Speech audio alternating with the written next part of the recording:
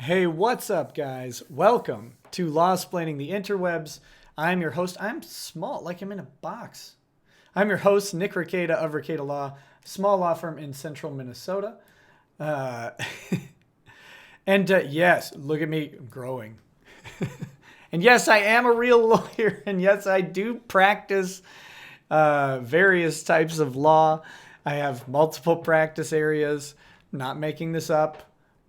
Focus, guys. The technical difficulties here are killing me. So we're in a little bit of a weird spot, and I'll describe what's going on.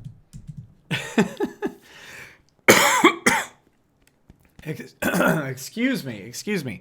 Pardon me. So I do have a guest scheduled for tonight. He is the former business partner of Mindy Wheeler. He has given me some evidence of this and has asked to come on and correct the record on some of the things that she stated while on my previous interview. That said, I confirmed that he was on for tonight earlier. I have sent him the link. He has seen my message, but has not joined up yet. So I don't know if he's having technical difficulty or something like that.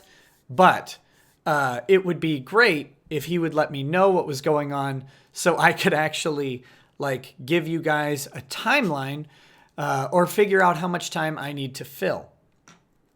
And it's fine if he can't show up right away. If he needs to wait just a few minutes and get things organized, I am okay with that. So if you happen to be watching, sir, please just go ahead and respond to me. Otherwise, I will carry on a different show, but I hate to do that because I know people are here to see what has been going on with this whole situation. And so I'm gonna talk, I guess, a little bit about what's coming up, and then hopefully, if he is able to pop on, he will do so.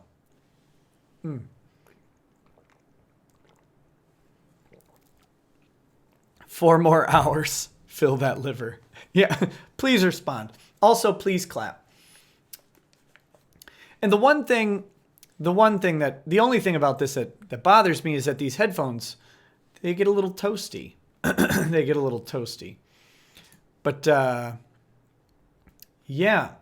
So, oh, I know what I can do. I can fill a little time. I have a whole bunch of new liquor to try. Not new whiskey. I have new liquor to try. Okay. Help me out here, guys. I've got regular rum. I've got toasted coconut rum. I have dark rum. And then I have a different Hawaiian rum that is made of pineapple, I think. The first 3 rums are all sugarcane rums.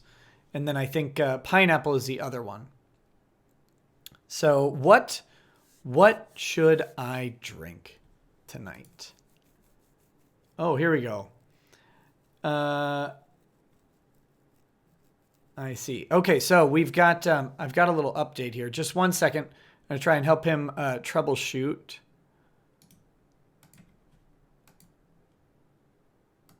Okay. Let's see.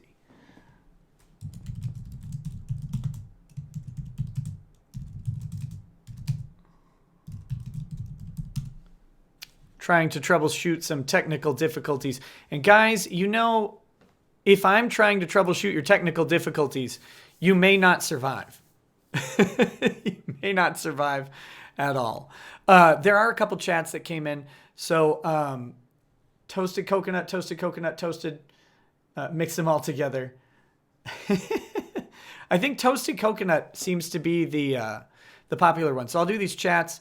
We'll bust out the toasted coconut rum, and we'll get this party started. Lucifer Love Monkey sent a donation prior to the show. Thank you so much, buddy. It says, Merry Christmas, Nick. Can you put this under Legal Eagles tree for me? Thanks. Yes, I will actually get it I'll get the message printed out for him, and I will light it on fire and put it under his tree as a sign of good faith and respect. Oh, thank you for that. Dr. Manhattan Jr. says, Nick, have you heard the allegations of child grooming about a top DC Comics writer? It's public, but no response from Time Warner or DC. Some insiders may have known. Any legal repercussions for them? Is this that Eric guy? Eric something? Does anybody know who that guy is? Or who the person in question is? I've seen some stuff about something, but I wasn't aware of the details. Excitable Boy says Lex Volt in nomine Scalia. Okay. Bagel Goose says, who is this guy? My prom date. Oh, I hope not. But, all right. So let's get some rum, going here. Keep me posted on how things are working.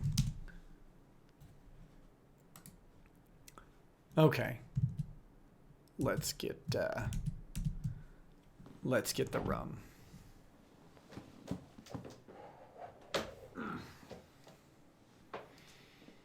Is Die Hard a Christmas movie? How dare you?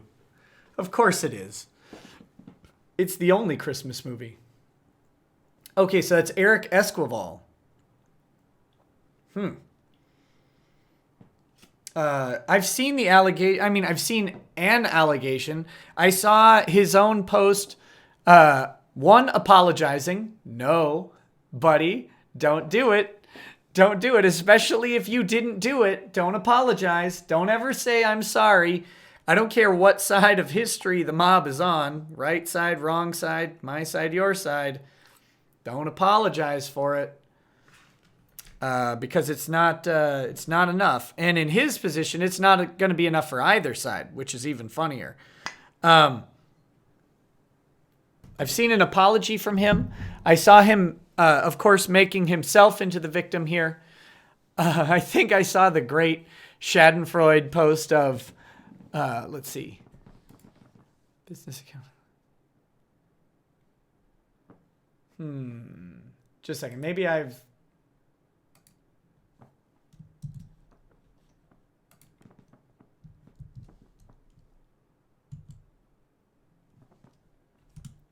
trying to get this thing. Hold on. Gonna try sending him this a different way.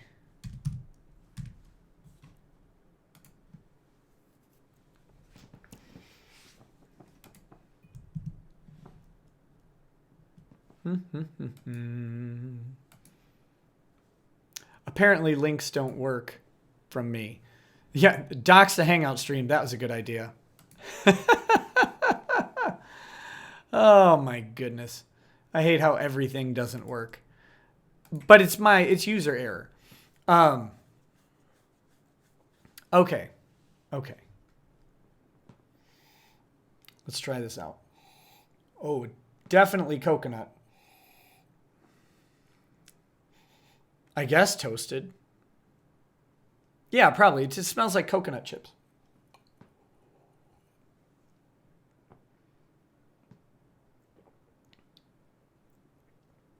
Okay. That tastes like just candy. Just candy in coconut form. So there you go. Or candy and coconut. Candied coconut in liquor form. That's just delicious. Okay.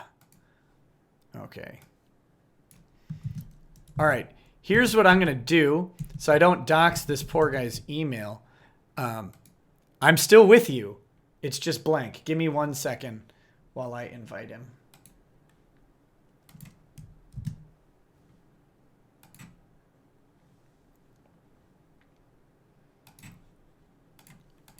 Okay.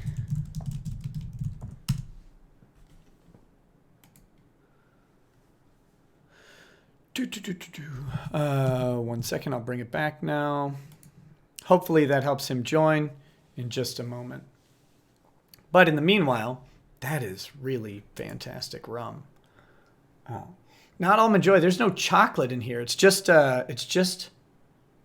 toasted coconut candy.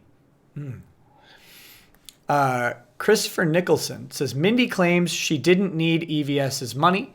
What's this then? GoFundMe family trucking company. Well, let's take a look at that.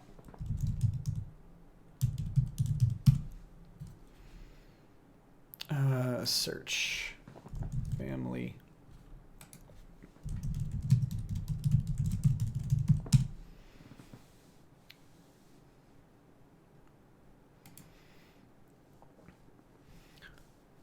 Well, I don't know what this is, but it's not going well. Let's see. Hold on. Still troubleshooting. I apologize for this, guys.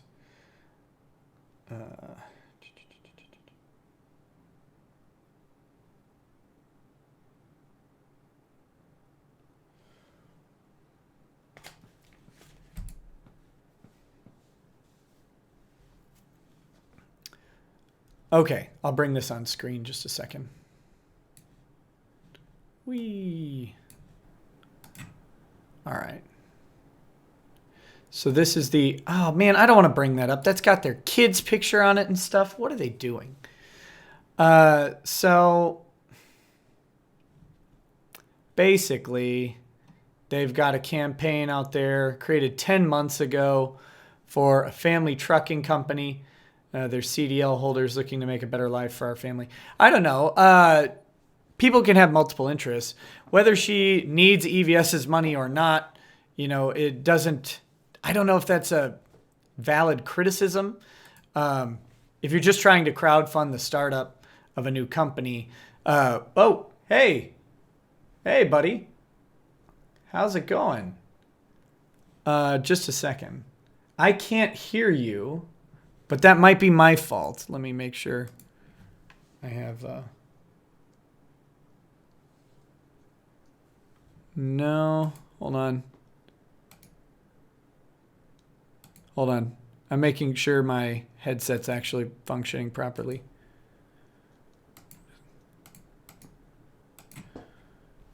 Are we kidding here? Let's see. Yep, that's working. You're not coming through. It's picking you up, but I'm not. So hold on. This is welcome to Real Boomer Hours. Just a second. If you can hear me, buddy, thanks for joining me. We're gonna get this figured out on my end here. Did I? Oh, here we go. Here's the problem. It's right here. It's me. It's me. There you are. I got you, buddy. It's me. I got you. Yeah.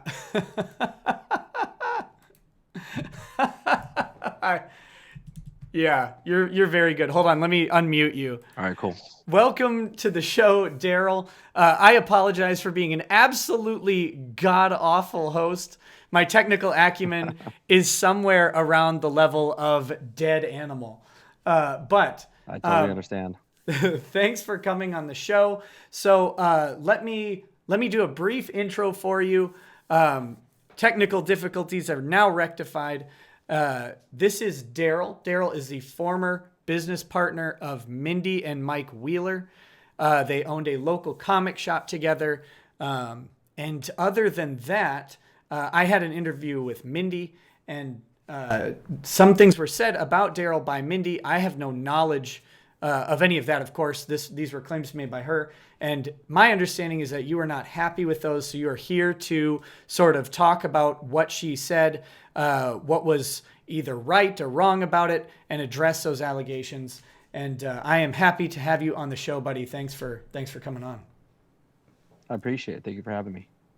So basically the thing that upset me was, so I've been collecting comic books since I was about 10 years old, right? Sure. And I have a buddy that owns another comic shop here in Arizona. And he told me, he's like, "Hey, Daryl, Mindy did an interview on Rekieta Law, and she mentioned saying that you were stealing comic books from the shop." And I was like, "Really?" So I went and I reviewed your guys' podcast together, and yeah, I didn't appreciate that she said I was skimming comic books from the store. So Yeah, so it's not basically, nice to be accused of stealing things.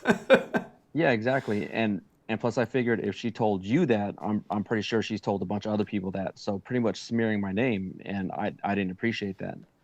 So let me give you a little bit of my background. So I've been collecting comic books since I was 10 years old. I'm 41 years old now, and so I've been collecting comic books for a long, long time. And so I had met Mike and Mindy through Facebook. It's Sure. probably maybe about like 3 years, 2 or 3 years ago. And so I met him because he was doing a bunch of cons and he was getting sketches and stuff done. Um, and you know what a sketch is, right? Where you take a blank comic book cover and then they, whatever artist you have paid to draw a character or whatever on there. Sure.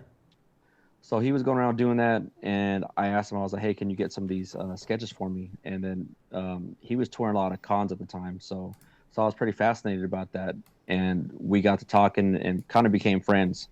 And so after becoming friends, uh, he started talking to me and telling me, yeah, he wanted to open a comic shop, and that's something that I've always wanted to do since I was a kid. You know, open my own comic shop and pretty much own it and run it. And so, but beforehand, we had come to an agreement, and I told him, I was like, "Look, I have a full time job. I can't be going to the shop every day, so I, I can go to family, and I have a full time job."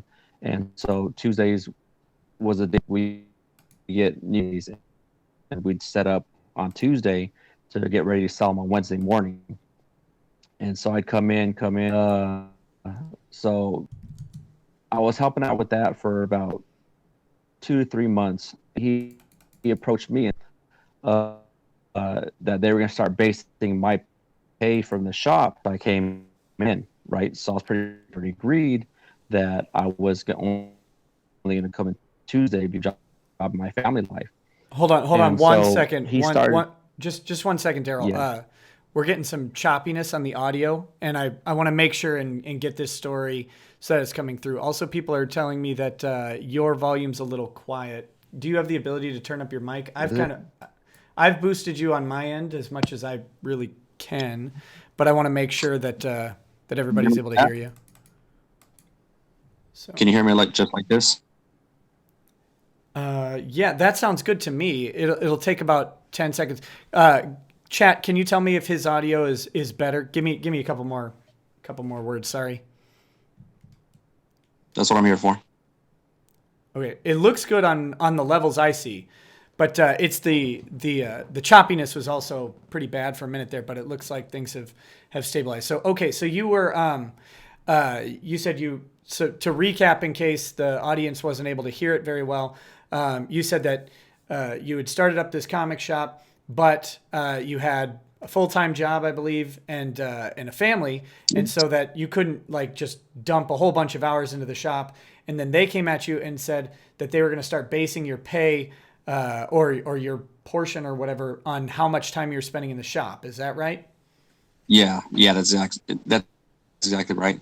So basically, from then, I got upset, and I was still going around and doing cons and stuff with them, but after a while, they started doing more and more shady things, and I started hearing about more and more things. Like we went to a con. It was the Phoenix Comic Con, and there was another dealer there that owns a comic book shop here in Apache Junction down in Arizona, and he had a NYX3, which is the first appearance of Wolverine's daughter, which is a pretty hot book right now. Sure. And so he told me that he was going to steal from the guy, right? And I was like, well, I was like, it's going to get us in trouble. And so I had come in early one day, and he told me, he's like, "Hey, did you take the book?" And I was like, "No." I was like, I was busy doing something else, but it was just dealings like that I just got tired of, and he was being rude to customers and everything else. And then I just ended up telling him to buy me out. And so he was going to buy me out, and he never did.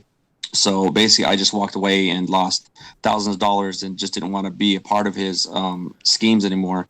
And so Okay, I just walked so away before.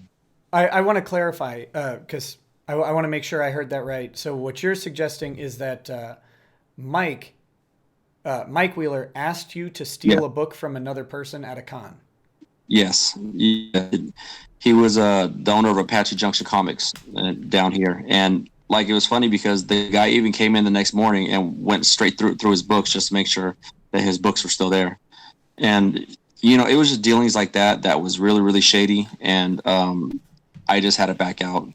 But the sad thing is that Mindy will agree with everything that her husband says. She didn't have a good life growing up. I just feel like that it's kind of like a battered woman syndrome, where she follows whatever he says blindly. But that's pretty much why I left the shop, was because of that. They had so many dealings that shady stuff. There was another book, and I even have screenshots that her husband wanted to steal a graded comic book from one of his customers, because one of the customers got mad at him. And so he even texted me. He goes, "Hey, Daryl," he goes, I'm gonna tell this guy that I don't have his book, and I'm keeping it just for payment because of him getting pissed off or whatnot." And I have a screenshot of that, but I can't show it right now on my phone. But he tried acting like later on, after the gentleman confronted him with other people, and he said that he accidentally buried the book in the trash because the book was hidden underneath a bunch of bubble wrap. Is your phone like buzzing like crazy right now? Yeah, hold on a second. Okay, I was gonna say. So that's wild. So they've accused you of stealing books from the shop that you co-owned. Uh-oh. Now you're paused. Just guys, the tech can't go more correct. I've got I'll show you guys what I'm left with right now. Yeah, so he has stopped being there for a second, but just a second. We'll get it back up in just a minute. But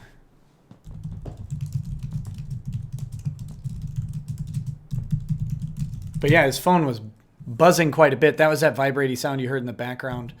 I think he's actually recording or chatting with me through his phone connection. So, but again, to recap, so in my interview with Mindy, she accused Daryl of skimming comic books from the shop. Now Daryl has made a pretty serious that's a serious accusation, but now Daryl has followed that up with some pretty serious accusations about Mike Wheeler, asking him, one, to steal a comic book, a pretty in-demand book from another shop owner, and then following that up, suggesting that Mike would keep a graded comic book from a customer. Mike and Mindy, hopefully Daryl. Oh, hey, you're welcome back. Sorry about that. No worries, buddy. Okay, so I was just about to say the first allegation was that Mike had asked you to steal the comic. We kind of covered that. And then the second one was that Mike had suggested he was going to take a customer's graded comic book. Now, can you help me out here? If I remember right, at the shop, you guys did comic book grading. Is that correct? We didn't do grading per se, but we sent the books off to a third-party grading company, and then they would grade the books. Okay, so but you're like a stop point for outsourcing the grading of comic books. Yeah. So this is someone who brought in a comic book to be graded. It was either sent out or going to be sent out, and Mike suggested he would keep the book rather than actually do it. Yeah, and then he told me that he would send the guy and say, tell the guy, well, because he told the guy that he was keeping it, and he told me he was going to tell the guy he was going to keep it and just say that it was due to drunk texting. That's what he told me. But it was shady dealings like that made me just back out of the whole thing and pretty much walk away from thousands of dollars. Yeah, I mean, I wouldn't want to be personally affiliated or in business with someone who is talking about stealing comic books from other comic shops or stealing comic books from customers. Drunk texting or no, that just seems like inappropriate business dealings. Yeah, it was. And plus he was really, really rude to customers that would come in the shop. I remember the first day that we had a grand opening, we had, I think 5 or 6 artists there. And while the artists were there and my wife and my friends were there, there was a couple customers that were in there. It was a boyfriend, girlfriend, I think.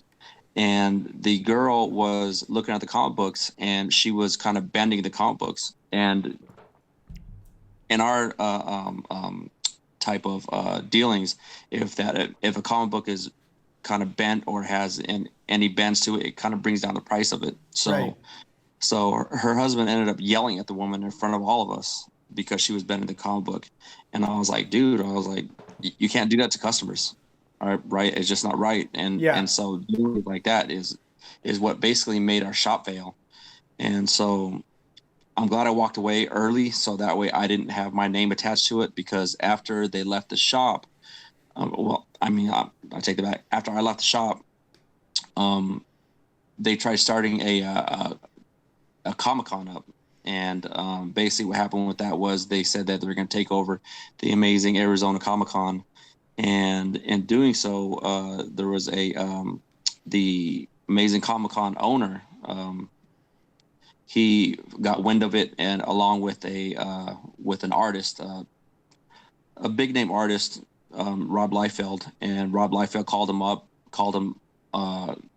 pretty much called him out on Facebook and everything else, put a PSA out there with Fabian Nicieza, which is another comic book artist, and they all got together and confronted him, and Mike, of course, was trying to kiss his ass, and then after that didn't work, he started talking major smack about Rob Liefeld. So that's the kind of stuff that I would deal with. Yeah, and even on my stream, Mindy did mention Rob Liefeld and some inappropriate. Her allegations against him sounded very inappropriate, but this puts kind of a new dimension on what was going on with that. It's very interesting. It's crazy to kind of hear this counterpoint, because what I'll say about my interview with Mindy was that it was fine, and I have no personal issues with her. All I've got is basically what my discussion with her, which was seemed fine, and then now I've got the stuff you're telling me, which of course I have to take with at least some degree of equal skepticism between the two. Nature of my position. Definitely. But it certainly does kind of change the calculus on a lot of things she was saying. What I will say about my interview with her that bothered me, and maybe you can help me out. We can talk about this in just a minute, maybe. Sure. One thing I wanted to talk to her about at the time was overshipping. I assume you're familiar with overshipping, where Marvel will send you order 4 of a book and they'll send you like 10. In the hopes that you'll promote it and stuff like that. So I wanted to talk to her about that. She seemed to have no idea what I was talking about, or that this might be a problem. The only issue I had with her opinion was that she didn't seem to know what it was. So I couldn't really take much of her opinion of value on that particular subject. But if you can give me a second to catch up on some of these chats that have come in, sure. Then we'll maybe talk about that. Hopefully you can help me out. Okay, let's see. Bagel Goose says, hopefully the guy shows up, unlike someone. So this was before you showed up. And that's a follow-up to his question of, who is this guy, my prom date? Murr says, hey, Nick, sorry for spamming this question in the comments, but I have to know, favorite 40K characters / factions. What's your favorite model? I'd love to paint one for you for the shelf. Oh, I'd really appreciate that. My favorite faction is probably Grey Knights, because they crack me up. I think the Grey Knights are some of the funniest models out there. My favorite 30K character would be, I think, Nathaniel Garrow. It used to be Garvio Loken, but Garrow's funnier to me. My favorite 40K character, I like Uriel Ventress. I also really enjoy Gregor Eisenhorn. So there you go. As for my favorite model, I have no idea. I've never been able to paint the models, so I don't pay too much attention to them. I mean, I look at them from time to time because I like the way other people are able to do it. I'm just terrible. So I couldn't tell you. John Sislowski says, Merry Christmas, Nick. Turn up the guest volume, which we covered that. That was a little while back. Sketch Therapy says, I don't care if you're a boomer. Keep up the good work. Thanks, buddy. I appreciate it. And Landon Mackinjames says, my friend Pedro licks ASSA lot. So I'm not sure what you're trying to say there, Landon, but thank you very much for the chat, buddy. Okay, so Daryl, help me out on this overship issue. Can you just kind of give me is this something that your shop ran into? Is it a new thing? Is it an old thing? Because I've heard conflicting stories, and I'm trying to get information from someone with shop experience on it. So basically, like a lot of times, Diamond is the only distributor of comic books, basically, unless you own your own comic book company and have it printed out through outsourced printer. But basically, Diamond is the pretty much distributor for Image, Marvel, DC, and pretty much all the well-named comic companies out there. So they pretty much have a monopoly on things. And a lot of times when they do shipping, they either don't give you the comic books that you're supposed to get, or they're either damaged, or they send you too many comic books or of some that you didn't even order. So Diamond, I just think that they dropped the ball on a lot of things. I don't know if it's due to their shippers not paying attention to what they're doing, but I do understand that they have thousands of stores they have to ship to every week. So I can understand how mess ups might happen, but sometimes they'll throw in a book just to get it out there, or like it might be a surprise variant, so that way you could distribute it in your store, maybe like a one per store variant. Or if they're trying to promote a certain type of comic book, they might throw you a couple issues. Or sometimes they'll just give you some of the back stock that they can't get rid of, and then they'll throw a couple in your box. So I don't know about overshipping of giving you too many comic books on purpose or whatnot, but I know that they do make a lot of mistakes. Okay. So that's pretty consistent with what Mindy was saying. The things that I've heard lately are that if they have a book, like they did a new Iceman #1 or whatever. Yes. This is a specific example. And a store that ordered like 5, I think got 10 or 15 copies. And then so they had to inventory these extra copies, and they weren't selling. And so that was, they didn't have to pay for the extra copies. I guess Marvel sends them out for free. However, what they did have to pay for apparently shipping and stuff like that. But from both what you and Mindy have said, it sounds like maybe that problem is a perceived problem from people outside of the comic book shops rather than one that's in the shops. But I don't know, Yeah, I mean, I can see where a shop would complain if they have too many, they can't get rid of them, whatnot. But I mean, usually Diamond's not going to charge you for an overshipment. So right. and plus you're paying to get your books in anyway. So I mean, it should come in on the same shipment, and there shouldn't be a price difference on you receiving extra books from them. Sure. Well, thanks for clearing that up. So a couple people have asked kind of what the purpose of this stream was. People will come in and go, and let me recap real quick, and then maybe we can talk a little bit more about the Wheelers, and just kind of address any specific things that you might want to say one more time, now that we have less audio issues and stuff like that. But the reason we've got this stream, the reason my guest Daryl is on here, Daryl is the former business partner of Mindy and Mike Wheeler, owning a comic book store down in Arizona. And when I interviewed Mindy, she had actually accused Daryl, not by name, but just by mentioning her former business partner. She had accused Daryl of skimming or stealing comic books from their shipments. So Daryl is here to kind of correct, or I guess counter, the accusations that Mindy made against him. If someone comes onto my show and then talks about someone else in a way that they think is untrue, I'm definitely going to give the other person the opportunity to give their side of the story. I think that's the only kind of fair way to approach some of this stuff. So Daryl contacted me and asked if he could kind of correct what was said, because what they've accused him of is a criminal act. And that's defamatory, unless it were true. That would be the only thing that would make it not defamatory. So I'll let you address that in 1 second. And then the other thing you mentioned was that you said, I think you said something along the lines of, I'm not going to remember the exact quote, but basically that there are reasons that Mike and Mindy Wheeler are not highly regarded in the comic book community, and that what they're saying may not be the truth about other things as well. Oh yeah, definitely. And let me go back to that topic about skimming comic books. So basically, the only comic books that I took from the store were ones that Mike and I had agreed on, because basically I didn't receive any money during the 3 or 4 months the store was open, right? Basically, they were running the money and everything else and taking care of that. And so Mike came up with an idea, and he told me, he's like, hey, Daryl, since I can't pay you anything, how about you take some comic books home? Let me know which ones you take. And that way you pay because when you buy comic books from Diamond, you pretty much get half off as a store, right?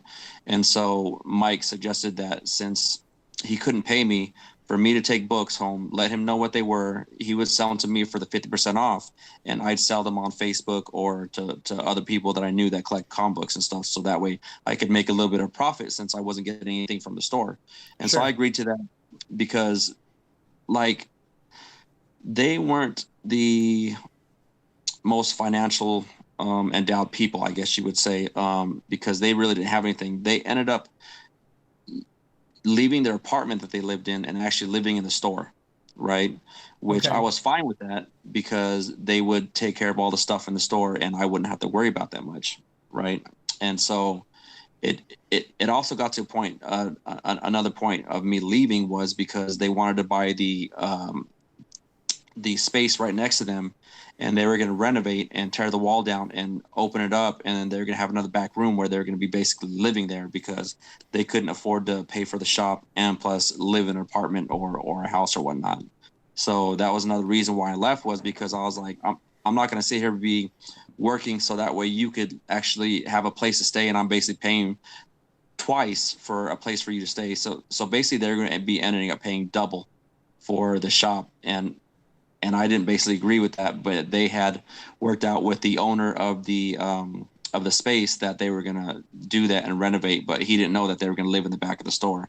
And so Sure. that was another reason why I left. And like, you can even look it up. There was a lot of people that had complained about their actions at the store, and people knew that they were living there because they would live there with their son and they homeschooled him there. There was even times that when they went to cons, my wife and I would watch their son for them because they couldn't bring him to the con, or they'd leave him at the con and basically just sitting there on his own, basically. And Sure. so that was another reason. Like I said, I left because they were going to open up the other side of the store, pay double, and basically live there. So I was going to be basically paying their rent, and I wasn't going to do that. Like, if you search Mike and Mindy Wheeler on just on Google, and you'll find a lot of stuff that comes up in their name that people weren't happy with. Like when he would run the eBay shop, because we also sold books on eBay and the store, books that we couldn't sell in the store, we throw them on eBay every week. And I remember after I left, I was reading the customers' reviews. There was a lot of negative reviews within like 3 or 4 months. I still remember, and I still tell my friends about this, but there was a eBay review where a gentleman said that he contacted Mr. Wheeler and said, hey, my book was all crunched up and the corners were dinged really badly, and he wanted basically a refund, and he sent it back. And then Wheeler had told this gentleman and told him, he goes, what, did your mom sit on it? I was like, what, are we 15 years old to be replying to a customer like that? So like just things like that. I mean, there was a lot of other comic book shop owners that I talked to, and they told me they would just read the comments on eBay just to get a laugh at it, because the retorts that he was giving back to these customers, it was it was pretty sad. But for a business owner, I mean, you definitely can't run a business like that. It was just horrible on his part, the way he would run things. Sure. Yeah, and I will say, just to anybody watching out there, if you plan on opening up a living space in a commercial establishment, make sure that's not in violation of whatever city or municipality you're in's code. Typically, that's not allowed, and you could get fined pretty heavily for it. And if you have kids in that environment, that could go poorly for you as well. So don't do that. Yeah, definitely. And like I said, like I wasn't going to be paying for another space that he was renovating to make a home, basically. And he didn't even tell the landlord of the space that he was going to do that. But he basically tore down the wall. And I remember going there one day to pick up my stuff because I had left the shop, and they were installing a shower and everything else in there, so that way they could basically live there behind the wall, because they were renovating and covering up the living space that they were making. Gotcha.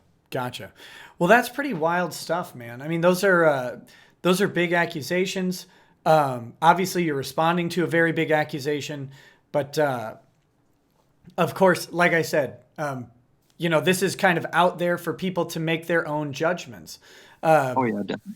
And I appreciate you coming on and saying your piece about it. I don't know if there's anything final you want to say. I mentioned this before. My streams tend to go 2 to 3 hours.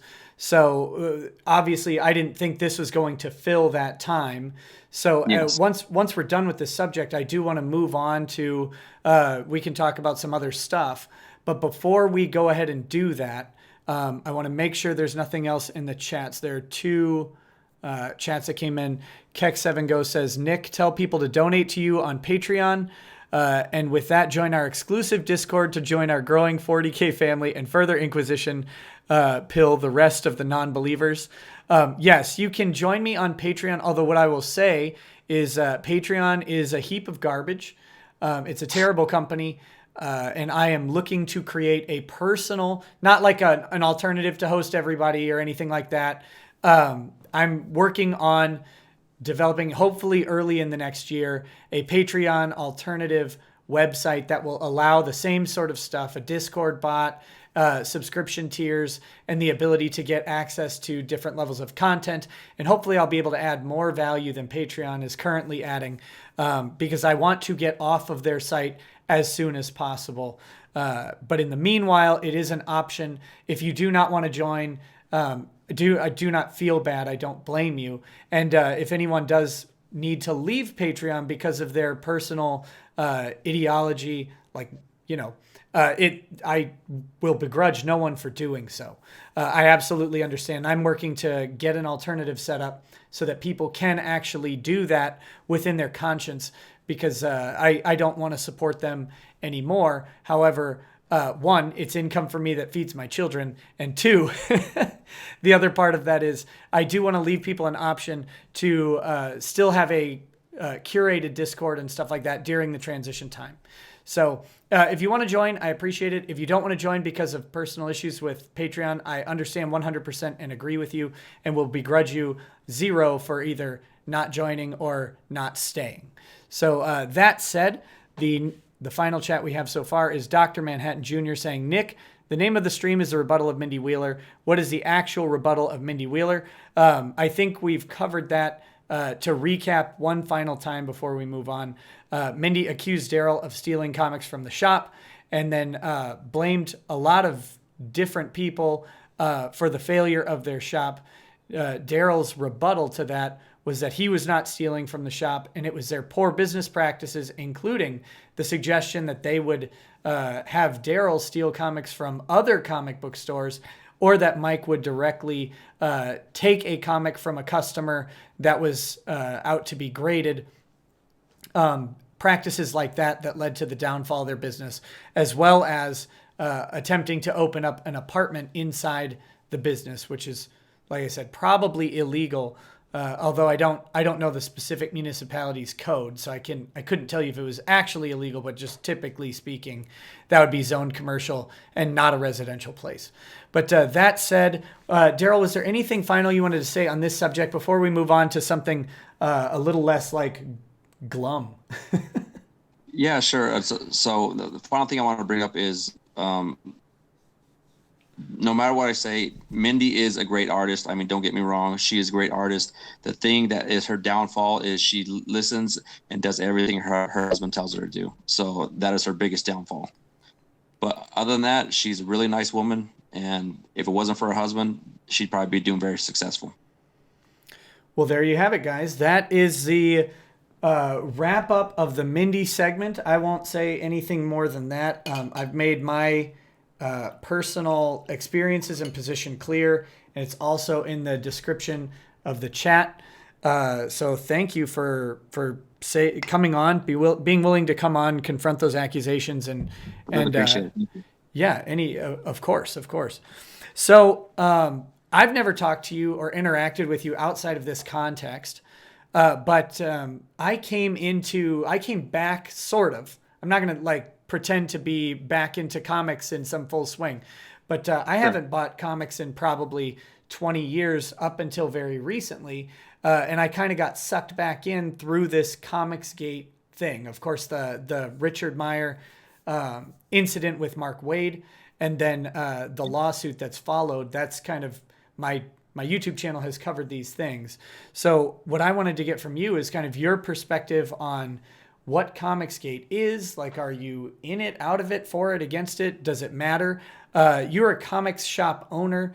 Did you see the problems that Comicsgate is talking about? Did you not see them leading up to this? Just kind of let's start talking about that. So I've followed Comicsgate a little bit. I mean, I'm not really too big on it because I know that Ethan Van Sciver, right, is the one that leads that.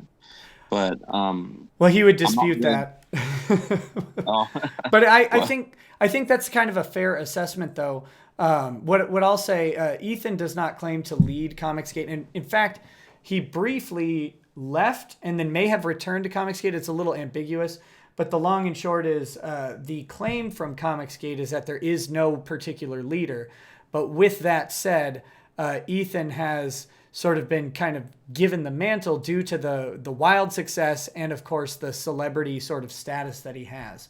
So I think it's a fair label, but I would like to clarify that Ethan does not like the label of Comicsgate leader, mainly because of the baggage that comes with it. He gets painted as a person who makes people in or out, and he doesn't want that, is how he presents it. So sorry, I just want to make sure we're people don't spam you that he's not the leader or something like that.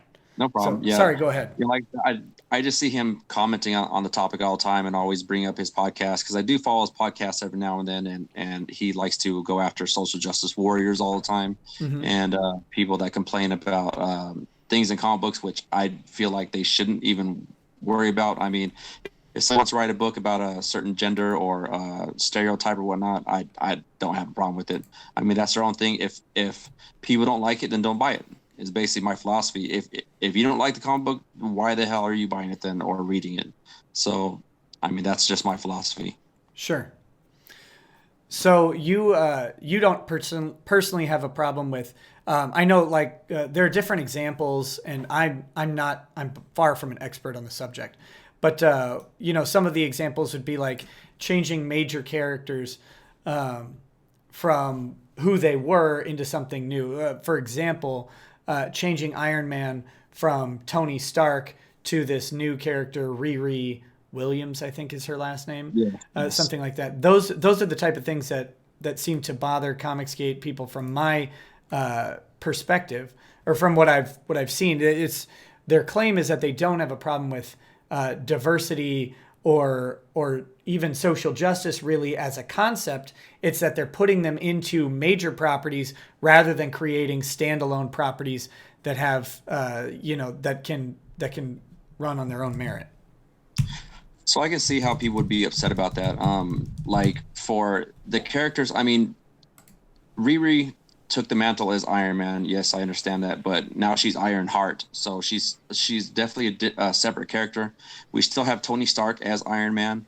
The thing that I don't like is when they take a character that's been around for decades. Like, let's take Iron Man per se. Iceman. Right. So Iceman, growing up, Bobby Drake was always a certain way, and then all of a sudden, what was about like 5, 10 years ago or whatnot, all of a sudden they come out and say he's gay, right? I mean, why change a character that's been a certain way for so long, and then all of a sudden you just want to make him gay or something else just to have some diversity in comic books? Why don't you just make a new character? I mean, that's my whole thing, is make a new character. I don't care if he's gay, black, white, green, pink, whatever they are. Just make a new character. I mean, I'll read it just for the character themselves. I mean, don't go changing a character that's been around for decades. You know what I mean? Yeah. And, okay, so you're like one step removed from Comicsgate in that respect then. So you're okay with a character like Riri because she's a new character. Yes. And so therefore there's some distinction that can be made. Tony Stark still exists. But then on a character like Iceman, and that's one of the other big ones that's been a controversy that I've been aware of. Again, not an expert on the social aspect of this subject. But yeah, turning Iceman gay when he, of course, for years had girlfriends and stuff like that. So they've kind of retconned his past and now changed a crucial part of the character, some sort of major aspect of the characterization. You're not okay with that. So you have some sort of, I guess, sympathy with some of the same views as Comicsgate from the sounds of it. But I mean, those are characters that we knew growing up as kids, right? And then we had a certain thought pattern of them. So, I mean, when they had girlfriends and stuff like this whole time, and then all of a sudden one day Marvel just like, okay, he's gay. I mean, that really messes up our childhood from what we remember. And like I said, I don't mind if you make a new character that's gay or whatnot, but don't be changing our characters that we've grown up with for decades since we were children, and we've always wanted to see on the big screen. All of a sudden that you just change them up and then say, okay, well, they're this today. Right. And to be clear, in X-Men, the movie, he was clearly not gay, right? Like yeah, definitely. He was giving Rogue the eyes like the whole time. Like, yeah, exactly. What up, girl?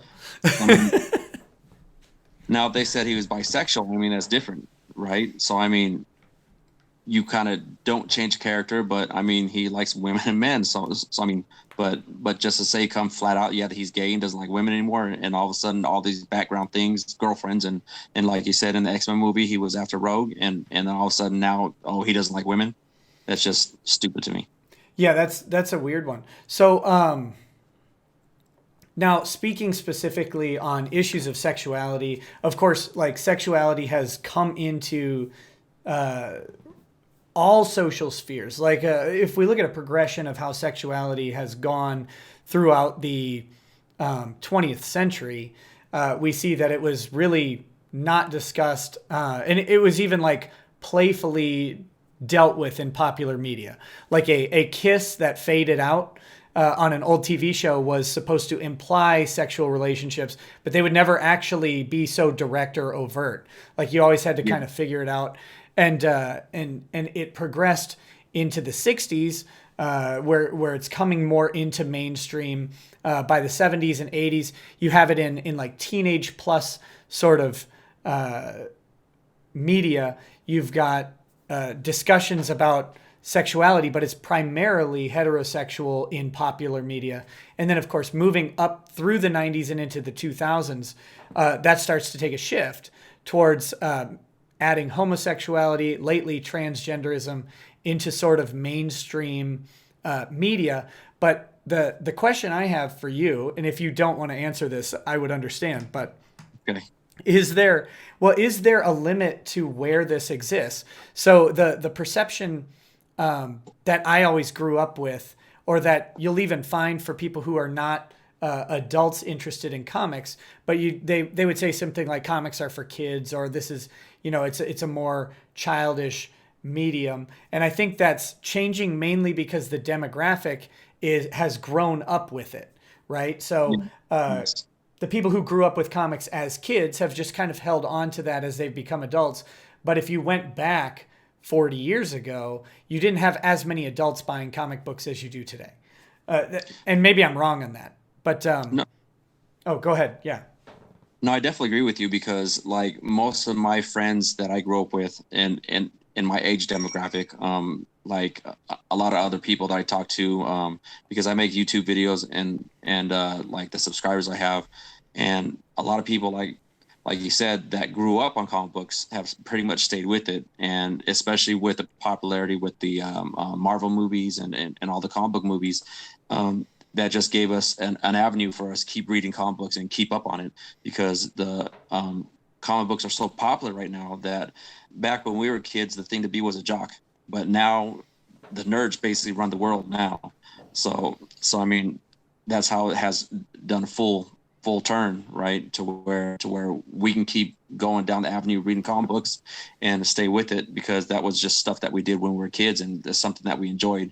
But I enjoy it, and I like getting kids into it because it helps with the literacy and everything else, because kids don't read comic books or read books at all anymore, basically, because they're busy playing video games and on their iPads and stuff like that, to where technology is just taking over and kids really don't read anymore. So I like it when I see a kid with a comic book in their hand, they're actually sitting there reading and actually understanding the story. You know what I mean? So Right. So I think it's a good thing with literacy also. Yeah, I agree. I say the same thing about like learning apps and video games and stuff like that. They used to be kind of thought of as toys, things for kids, but and actually that they should be very managed and stuff like that, because they'll, the whole TV argument, they'll rot your brain. But what I tend to find is that cleverly made media can build skills like reading.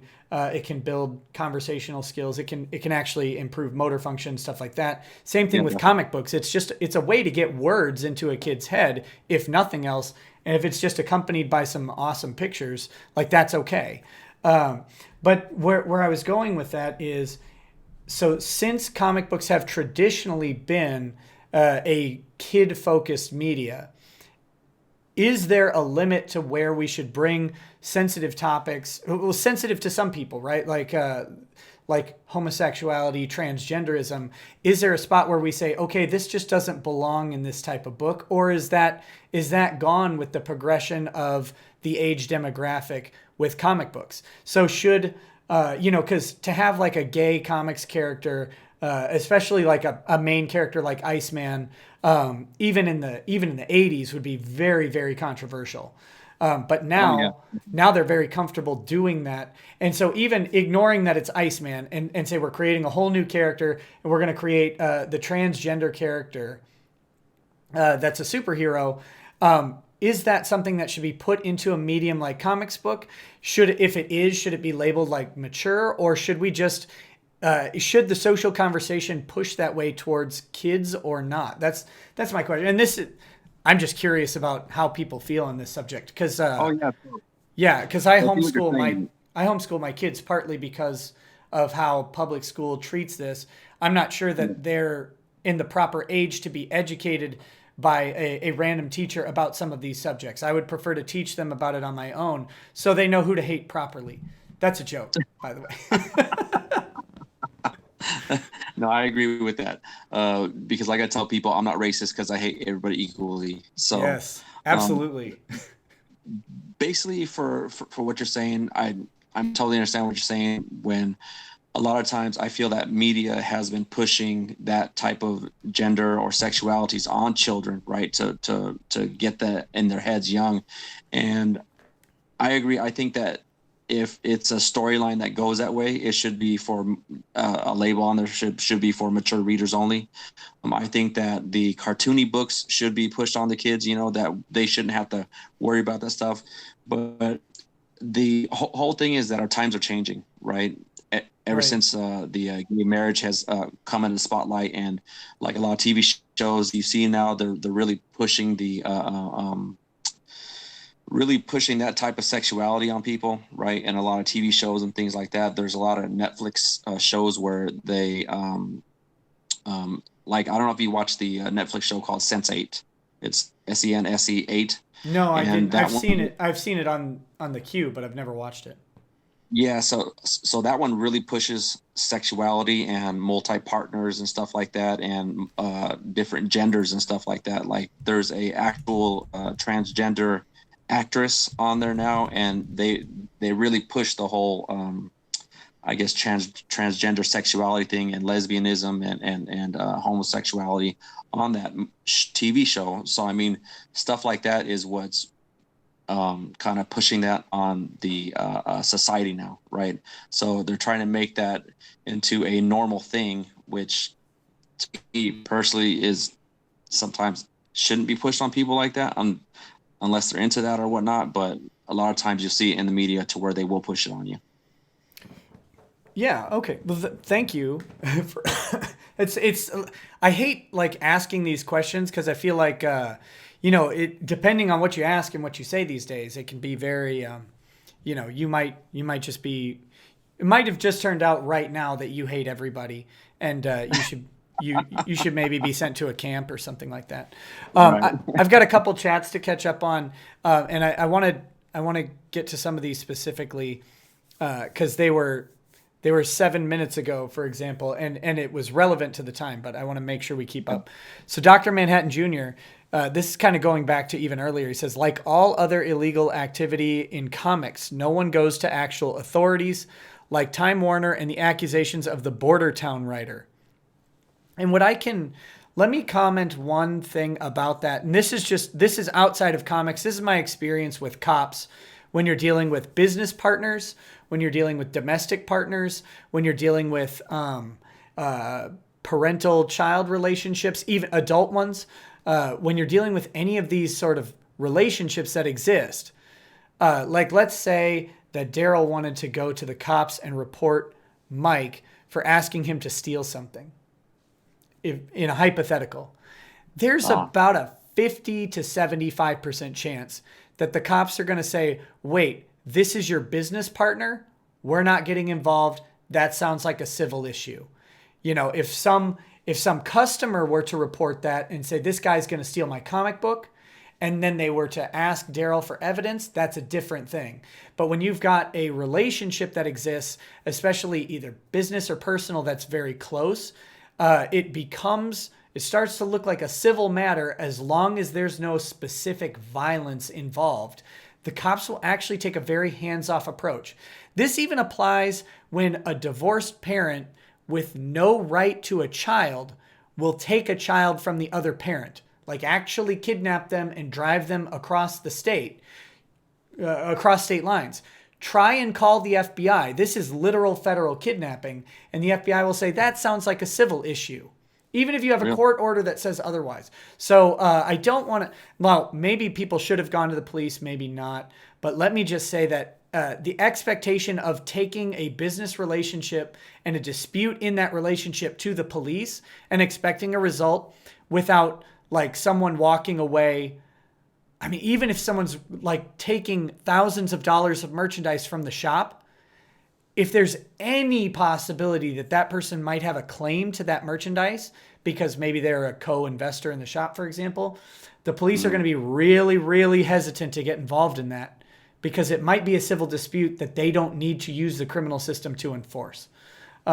So let me just say that of course won't apply to everything, but in this situation specifically, either party, by the way, not just one party or the other, I think they'd be really hard pressed to get cops to do anything in this circumstance.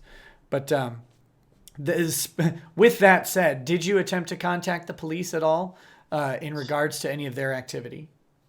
No, I didn't. Like I said, I was pretty much done in the shop and I didn't want to be there anymore. So that's why I asked him to buy me out, which he never did. And basically, I just gave them the $1,000 I had invested in the shop and I just walked away.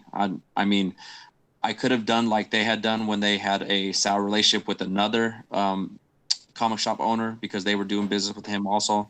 And they ended up taking the books that they were supposed to sell together. And they ended up taking the books because they were owed the money. And I didn't take anything. I didn't take them to court because you basically can't sue somebody who doesn't have anything. So, right. That's the civil route issue is that you can't squeeze wine from a rock, right? Exactly. Like, what do you do? That's a perpetual problem, especially in the online community, is that, I mean, there are real civil damages that happen in online communities all day, but who are you going after? It's a real problem. Okay, so Marsupial Gamer sent a super chat, and this is when you were talking specifically about Bobby Drake, the Iceman, being replaced with, or not being replaced, but being changed to a gay character. And he says, what you just expressed is exactly what Comicsgate is. Yeah, from my experience, that's true. Although I will say I think there's a little bit of a distinction between your position on a character like Riri from the mainline Comicsgate position. The counter to that, of course, is that Comicsgate actually will let anybody consume the products and engage with them. They have a disagreement. There is no ideological hard line in Comicsgate that says in or out, because there's no one to say you're in or out. And that's kind of the opposite of where Marvel and DC seem to be, because they've got writers representing the company, artists representing the company, actually saying, don't buy my comics, you evil, hateful person. So it's this weird phenomena that's going on right now. I mean, I'm perpetually fascinated by it. Ryan English says, Comicsgate in a nutshell for your guest. First point, hard left writers start writing politically driven comics, including forced diversity. 2, non-left consumers buy fewer comics and the industry suffers. 3, some consumers explain the reasons they aren't buying and they become Comicsgate. So that's his synopsis of it for you. Okay. And I would encourage you to look into it. Make your own decisions. It's really easy to get a lot of different opinions about what Comicsgate is from both people inside and outside of it. My thing is, I tend to not label myself into any organization. I don't join organizations for the reason of, one day you agree with everything they say, and then the next day they don't represent you, and so that bothers me. But I think my values typically align with Comicsgate pretty well personally. But I don't know if I can be Comicsgate, because I barely ever buy comics and I don't create them. So I don't know where I fall in that spectrum. But I like the Comicsgate people who do identify that way. They've been very good to me. Yeah, I'm not big on the whole Comicsgate thing. I mean, like I said, I don't really follow it as much as a lot of other people do. I mean, I've listened to some of Van Sciver's podcasts and stuff like that. And there's some things I agree with, some things I don't agree with, but I'm basically in my own world. I do my own comic book stuff and buy and sell comic books, get comic books graded and sell them, make a profit off them. So I'm basically doing my own thing, and I don't worry about what everybody else does. Like I said, I have my own opinions on the comic books, and I'll just keep them to myself. Absolutely. And that's a respectable position. I mean, I went into a comic shop for the first time in a long time when I was down in Florida. I had a very nice conversation with the shop owner. It was not a traditional comic shop. He only sold used comics, or not used, but he only sold old comics, I should say. Yeah. He was not getting shipments from Diamond. He was a reseller. So he would, he'd purchase and sell stuff off. He was a very nice guy. And he had barely had any interaction with Comicsgate, like the concept of it. He'd kind of heard about it, but what was interesting was his whole thing was, just give me a good story and I can sell it. And I was like, oh, buddy, you're basically Comicsgate. but no, it's interesting. It's always interesting to me to break away from the internet, because things that seem so important on the internet are not universally experienced in the outside world. So it's kind of crazy. Keck7Go says, to the guy who asked what is Nick's favorite Warhammer model, whatever he says about his likes, he is forever bound to Khorne. I'd imagine Bloodthirster, Scarbrand, Herald of Khorne, or Khorne Lord of Skulls would most please and amuse his thirst for rage. Thanks, Keck. I'll endorse that. Siren Jag says, Nick, I think many people share some or even most views that Comicsgate espouses. However, they recoil from association with the name. When they express these beliefs and a random person says, welcome to Comicsgate, they're going to react poorly. Yeah, they do largely have a bad reaction. Keck7Go says, if we introduced shock malls from 40K into standard police equipment, would it improve our lives or not? Oh, I might not improve the lives of black people. To say something controversial their interactions with police don't always go so well. So I wouldn't want to shock them all. As a criminal defense attorney, yes, I practice criminal defense. Sorry, there's some guy on Twitter who's like, I talk about practicing criminal defense probably more than any of my other practice areas, and he's like, do you even practice criminal defense? I'm like, buddy, just watch any number of videos. Yes, that's I know, right? That's kind of what I do. But no, I do not want shock malls. I want less police violence. I want less police interactions to statistically bring down police violence that way. Although it would mean I get paid less from criminal cases, I'm willing to take that hit just to have less interactions with police, because every interaction with police is an opportunity for a police officer or a citizen to be shot, and I hate that. Yes. Dr. Manhattan Jr. says, Nick, all writers had to pledge an anti-Comicsgate pledge this summer. Ask anyone here, all of them, but no one has said anything about an alleged pedo. And that is Eric, I can't remember his name. He's a DC comic artist. Eric something. Do you know who I'm talking about? No, I don't. They said it earlier. Can someone re-say the name in the chat? Someone said it earlier. I was going to ask your opinion if you'd heard anything about this, but I'm drinking rum from Hawaii, and my memory kind of goes away. Yeah, I've heard you lately talk about that rum. It sounds pretty good. It's quite good. I was pleasantly surprised. Come on, somebody give me the name. Give me a name. Just give me a name. Because that doesn't ring a bell. I mean, but I do remember the... Esquivel. Eric Esquivel. No, I don't know that artist. Okay. Well, apparently he got hashtag MeToo'd with some allegations of pedophilic behavior of some sort. And it's kind of a big controversy. The interesting thing about it is the mainstream comics community has been pretty quiet from what I've seen anyway. But I'm blocked by a lot of them, so I don't know. But they've been pretty quiet about responding to the allegations.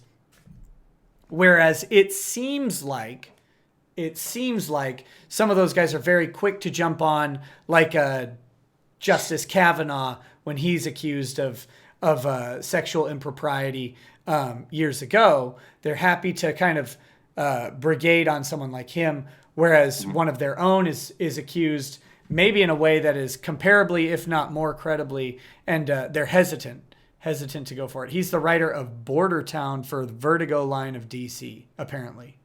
But that book got canceled. Well, I don't think it was out yet, but it got canceled. DC responded in that way, but he was super creepy with a teenage girl. All right. Wow. So there you go. But so that said, while we're talking about dangerous things, what's your impression of like Me Too and our society's, I guess, willingness to accept very grave allegations against someone prior to any sort of criminal charges being brought up? As someone accused of not sexual charges of course, but of theft, for example, like how does I guess, do you perceive that in our society? Because from my perspective, it seems like people are really quick to judge without having any sort of process occur for someone. So what's your opinion on that? Oh yeah, people are very quick to judge, especially with social media now, where people just throw stuff out, let's say like on Twitter, and all of a sudden thousands and thousands of people see it, and then they share it and stuff like that. And basically somebody gets a bad rap before they even have a say in it. You know, I mean, they don't even have a rebuttal yet, and people already have their opinion already based just by what somebody else put out, and they don't even know the person personally, and they have no dealings with that person, but then they'll be quick to judge them just by what else somebody else has written. I mean, just like with the whole Me Too, I don't understand how some of these women have gone so many decades and not said anything about their attackers or whatnot. You know, I mean, if somebody did it to me, I'm pretty sure I'd be pretty vocal about it then and there, right? Instead of waiting 20 years and say, hey, this person touched me in an inappropriate way. I mean, I just don't understand that, but that's like the norm now. And I just think society has just gotten a little crazy. So next question is, do you want me to delete this interview after we get off? No, just kidding. No, did I hear you correctly earlier? Then you said that you have a YouTube channel. Yes, I do. What do you? First of all, make sure you send me the link, and I'll add that to the description here. I didn't know you had a YouTube channel. I would have put it in already. But Oh, no in case, problem. I mean, I wasn't here to pretty much talk about my YouTube channel. I was just here to talk about the allegations that were against me, right, and I mean, I wasn't here to promote my stuff, you know. yeah. I get that you're not here to do that, but my channel is overtly pro-capitalism and pro-promotion. When people come on, if they have something that they want to promote, I always want to make sure people are aware of it, because if someone on here likes what you say and wants to interact with your other content, I want to definitely allow them to do that and give them the ability. So can you tell me a little bit about your YouTube channel? Like, what do you cover? And then I will definitely put the thing in the description if you send me the link. Yeah, so basically my YouTube channel is all about comic books, right? About stuff that I get in, hard to find issues. Like there's sometimes I find issues that people don't even know about, and I bring it to their awareness that, hey, this issue's out there. If you guys see one, this is worth a lot of money. Or I just do comic book hauls of stuff that I get in from like eBay, or I do a lot of hunting. And basically what hunting is going to like shops, dollar bins, and going through the back Right. issues and find books that are worth money. And then in turn, I'll take those books and I'll have Facebook auctions and stuff like that. And so that's basically what I do. I basically just do reviews on comic books, and then stuff that I find that are hidden gems in comic book shops that the comic book owner didn't even know about, that was in his back bins. I mean, there's been a couple times where I found books that are worth a couple $100s just sitting in their back bins, and they had no idea that it was there. And so that's the type of stuff I cover on my YouTube channel. Well, that's pretty cool, because like for me, when I was in the shop, I'm digging through and looking up, and I was just laughing at the fact that Image used to do like lingerie and bikini issues and stuff like that. And I have a ton of those. And my wife was there, so I wasn't able to buy any of them. But no, because it was like, I remember this stuff, but I had forgotten that it all existed, because comics is such a weird thing now, where it's like, well, you have to, like, we can't appreciate attractive women. We must appreciate, like round women or bunt cake shaped women or whatever. Like it's any shape other than traditional attractive is acceptable. And it's so weird to me. So to see that like pop up in the wild, like I'm going through the dollar bin, I'm like, oh my God, you couldn't make any of these things anymore. Exactly. Oh, like, for example, hold on, bear with me 1 second. No problem.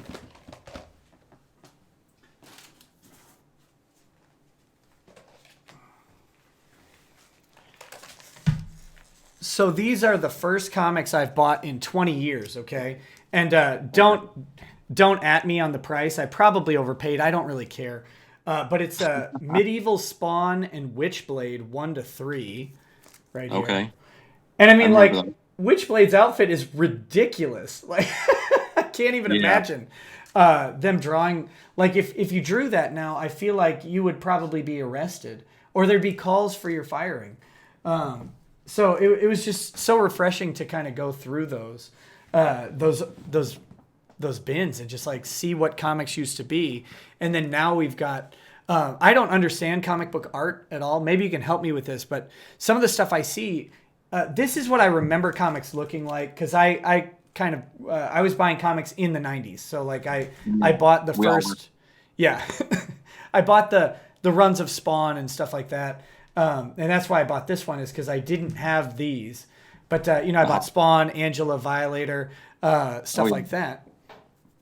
But I remember comics looking like that. And now, like, I've got comics that look like these weird homages to, like, 50s cereal box art. Like Squirrel Girl, for example. Like, to me, that looks like absolute garbage. And maybe I'm not right on that. Can you help me out? Like, am I wrong that looks like trash? Or does it look good and I'm just stupid? And I'm perfectly okay with either answer.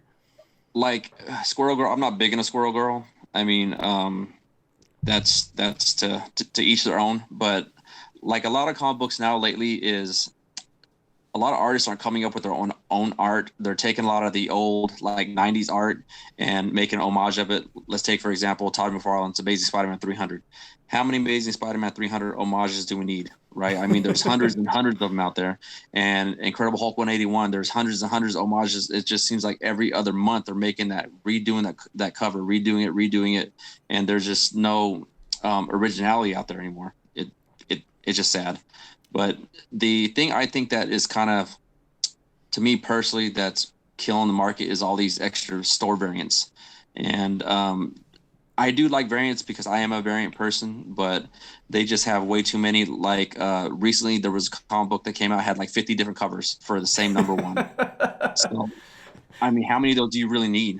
I mean, some people try to collect them all, which is nuts to me, but I mean, I'll buy one that maybe looks pretty cool. But other than that, it's just killing the industry. The only thing that is basically keeping the industry afloat is the comic book movies, and the people that read them growing up is what's keeping them in play, basically. Okay, so speaking of comic book movies, this is hashtag relevant to me right now. I took my son to see Spider-Man Into the Spider-Verse tonight. I thought it was fantastic. Like I was shocked. Have you seen it? No, I have not seen it. I'm actually going to take my kids maybe this weekend. I'm just not sure yet, but I've heard it's had like great reviews. Yeah, and to be fair, of course, the Spider-Man character, what's his name? The new Miles Morales. Miles Morales. From what I've read about Miles Morales, people largely don't see him as like a diversity play. From what I've read, actually, from Comicsgate people, they see Miles Morales as like an acceptable way to do the Spider-Man thing. And I don't know anything about like how the comics have played out, but what I'll say about the movie is how they brought him into the universe was well done.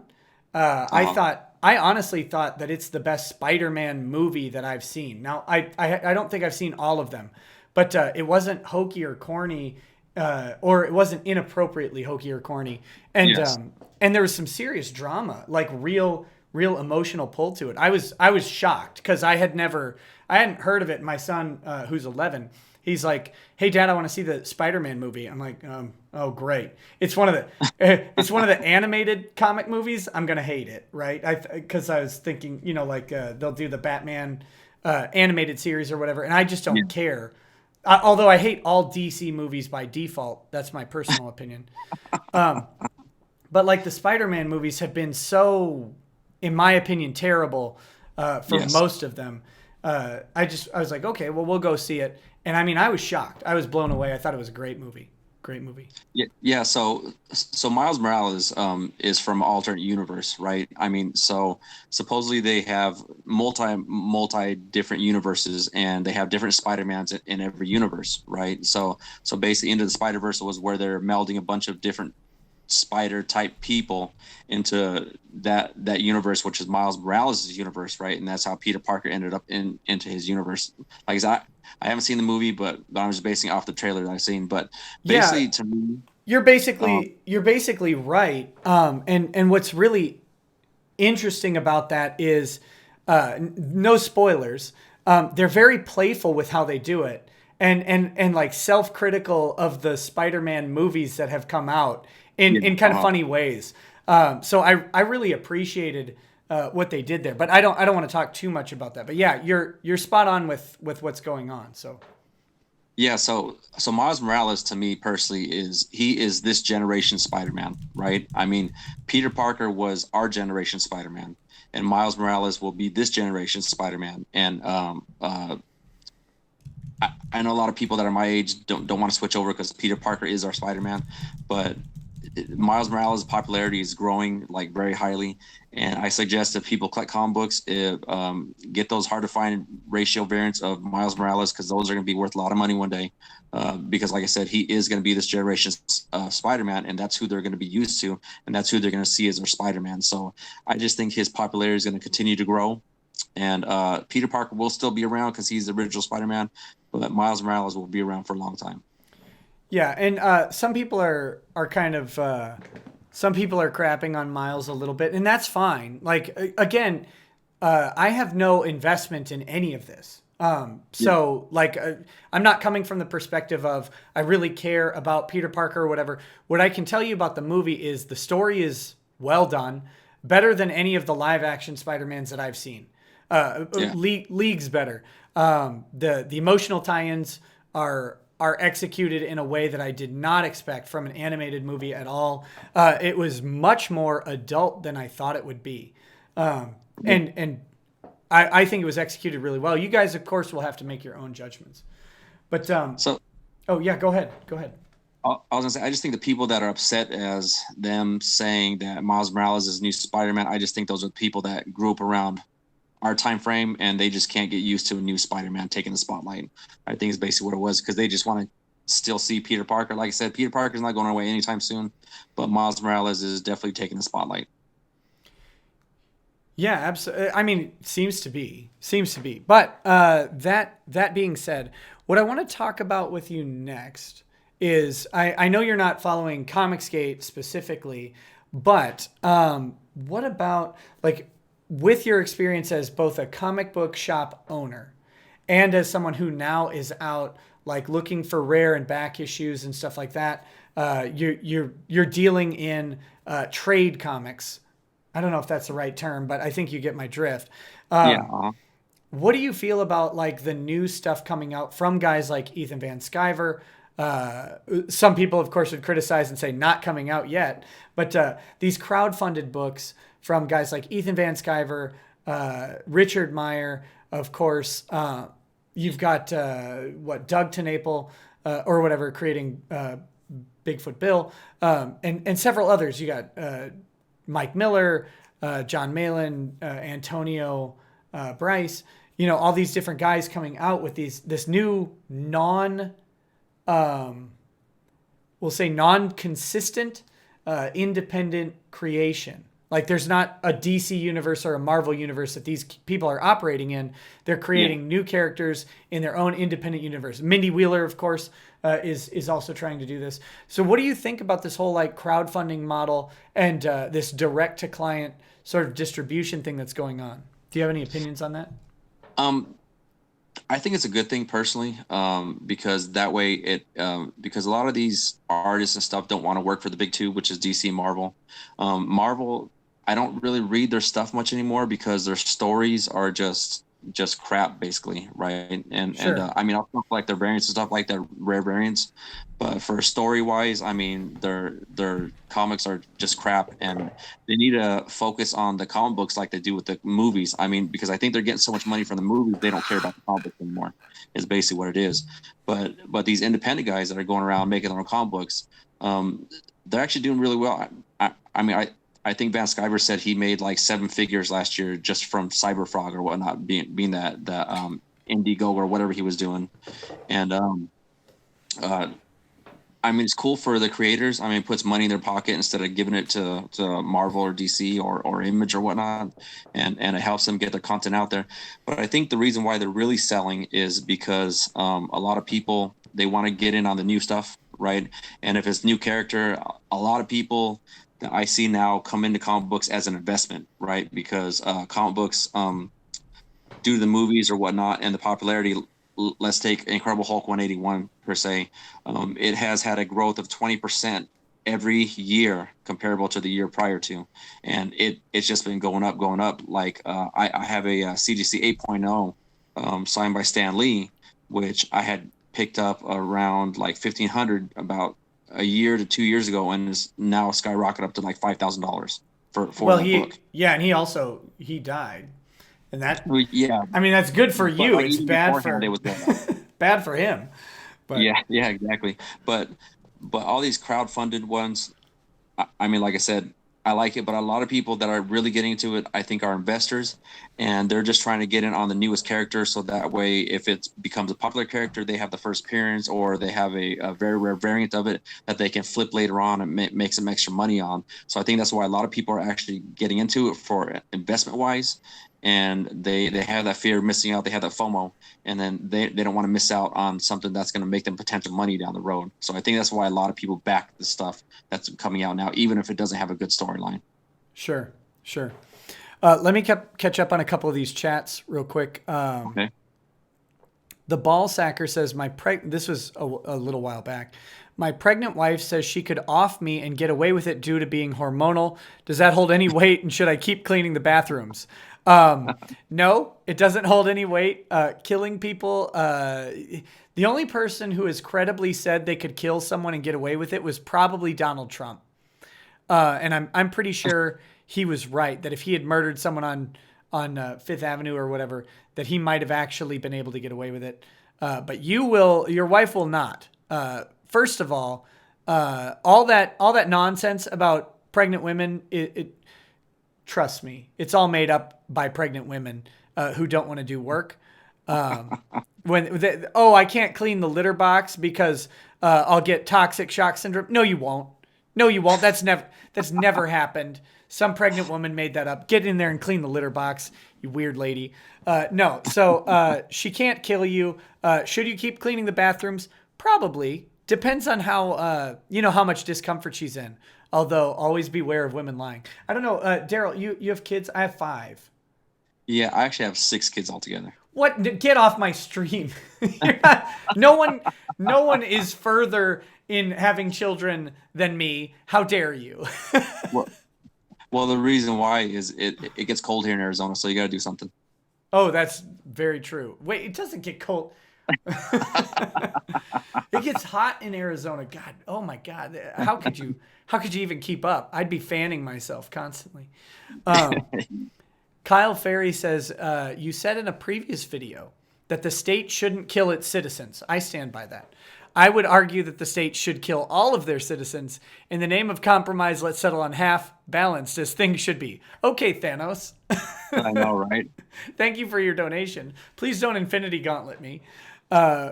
Rhino says, hey, Nick, could you ask the guest what, if anything, comic shop owners are doing to rein in any perceived excesses of diamond distribution?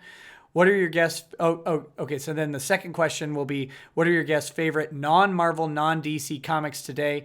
And the third thing is, lastly, buy Sovereign on Indiegogo. Okay. So the first question was, what, if anything, are comic shop owners doing to rein in perceived excesses of diamond distribution? You mentioned that it seems like diamond screws up a lot, but maybe just due to carelessness. What Mindy mentioned was that diamond will screw up on, like, they'll send a bad variant cover or something like that, or it's like specific promo merchandise that could be very valuable that they'll send, it'll be broken or like just won't be in the shipment or whatever.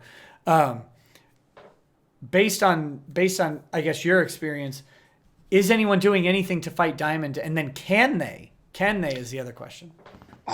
Yeah. See, I mean, that's a hard thing, is because, like I said earlier, diamond they have a monopoly, right? And they are the sole distributor for the big comic book shops and some of the smaller, not comic book shops, but comic book companies, and right, even some smaller ones, right? And like I said, unless you have your own printing company or stuff like that, like let's take Brian Pulido, for instance. He still puts out his Lady Death, and he makes Kickstarters for his Lady Death series, and he makes a ton of money doing that. And he has a presser here a press here in Arizona that will print all his stuff for him, and then he distributes that way. So he basically pockets all the money.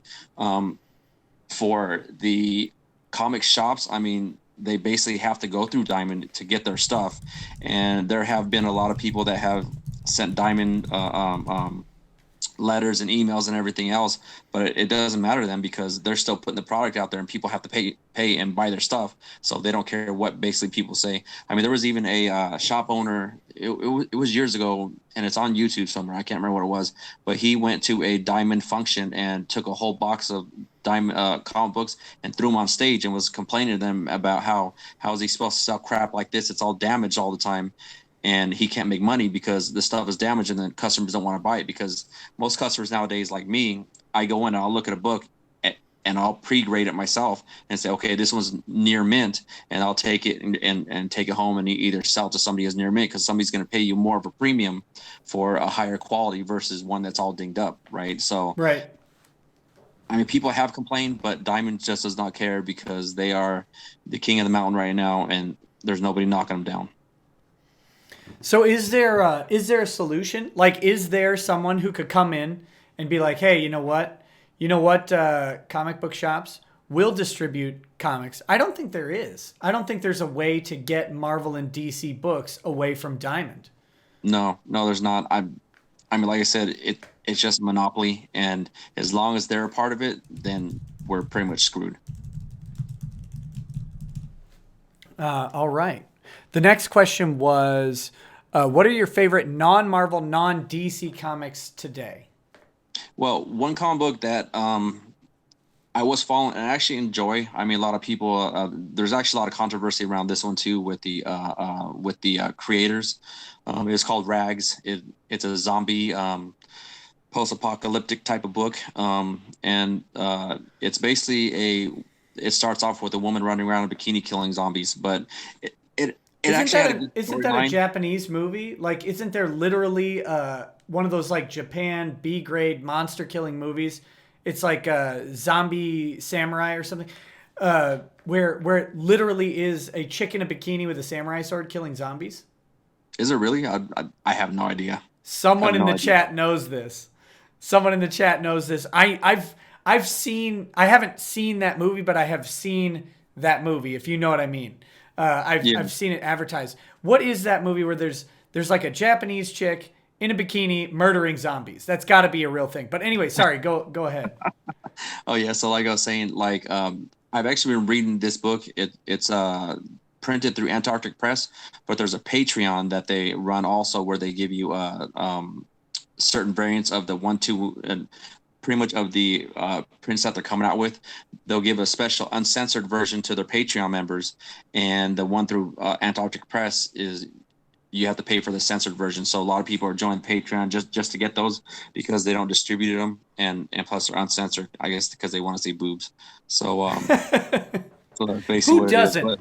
Who doesn't want to see boobs? Like, but the storyline is actually pretty decent so far, and it's a different take on the post-apocalyptic thing, and I mean it's a decent book. I mean that's pretty much the only indie one that I'm kind of reading right now. Okay. Let's see.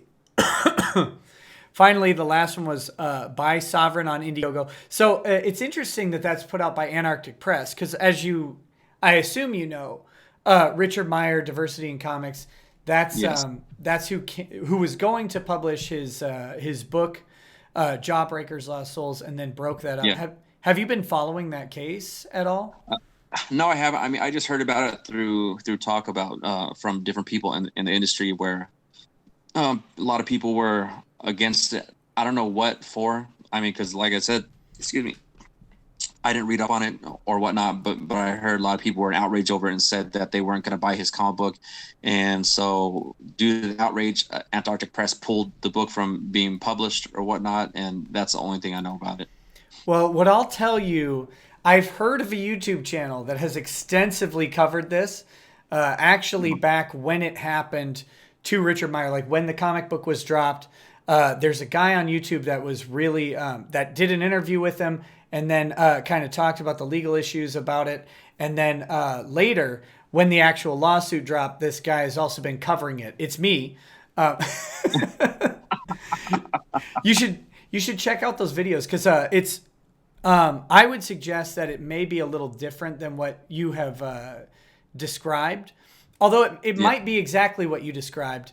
But the counterpoint would be that there's a little bit of a difference in that Antarctic Press didn't drop the book over negative reactions from the community. They dropped the book due to a specific phone call from Mark Waid that Mark Waid talked about making, and then a reaction of people in support of Mark Waid specifically and his efforts to get rid of it. But Oh, really? I had the only no idea. reason, yeah, I would like not to toot my own horn. You can actually like find, I think Bleeding Fool, not Bleeding Fool, and Bounding Into Comics have covered it. So don't just take my word for it. But I've talked quite a bit with Richard Meyer about this specifically, and have been covering the lawsuit. And if what they say is true, it's a really interesting thing because I feel like we were talking about or I was talking about, I assume you were with me on this, Twitter being different than reality, and like Facebook and social media being different than reality. And I think a lot of these people have gotten so up on themselves on the culture of criticism, the culture of deplatforming, the culture of attacking someone's livelihood, that they forget that can actually be illegal. It can be an unlawful thing because they're so used to just going after people on Twitter that it bleeds over. And I think what happened is that maybe Mark Waid decided that he had to be the superhero in the situation. And rather than just making a post about it on Twitter, he actually called Antarctic Press specifically, which is where the lines kind of shift from making a public declaration versus making private statements to interfere with a contract. And really? Wow. Yeah, it's pretty crazy. And I would encourage you. I can send you the links or whatever if you want. But yeah, that'd be awesome.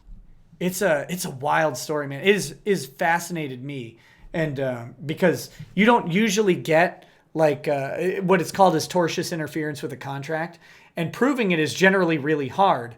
The interesting thing here is that Wade admitted to all of the stuff openly.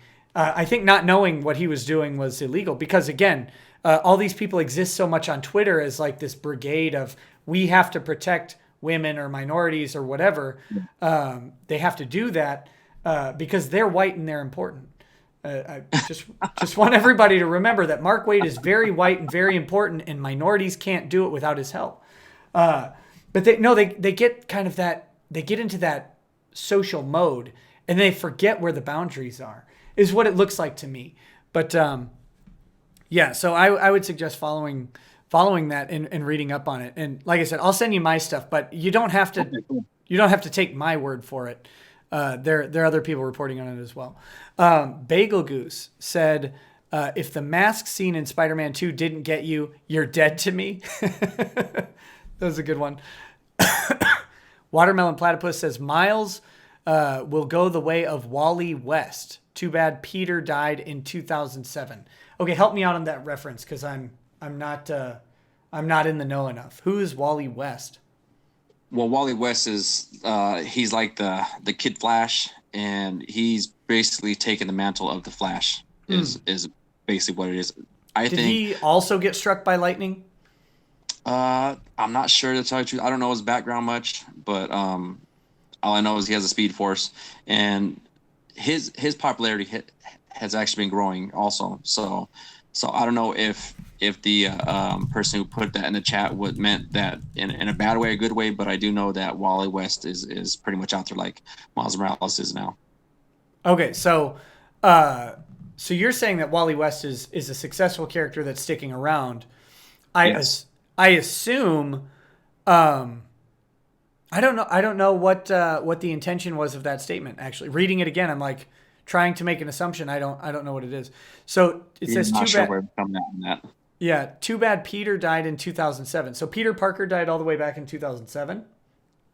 I'm not sure which storyline. I mean, Peter's died so many times, but I'm not sure which storyline he's talking about.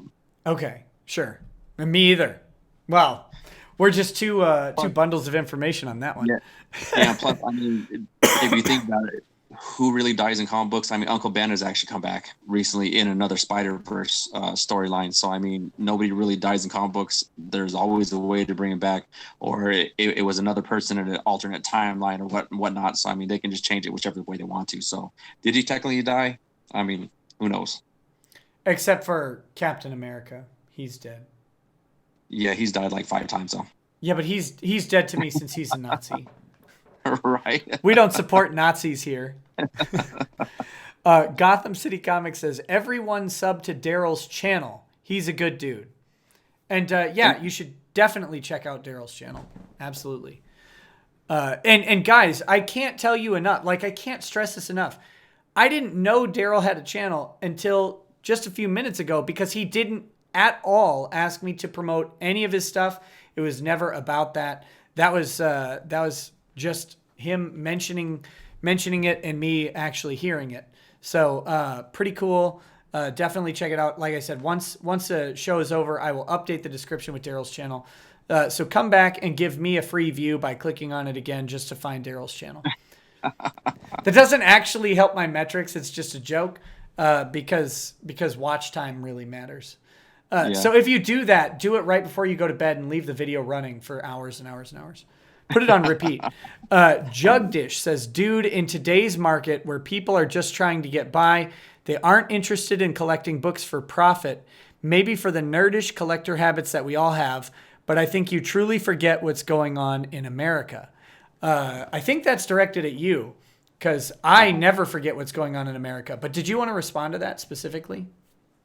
Forget what's going on in America? I mean, like I said, I'm in my own bubble, so I don't even watch the news anymore because there's just too much calamity in the world today, and like I don't even watch the news. It's just depressing. So, like I said, I stick with what I know. Comic books are my life, and that's what I deal with.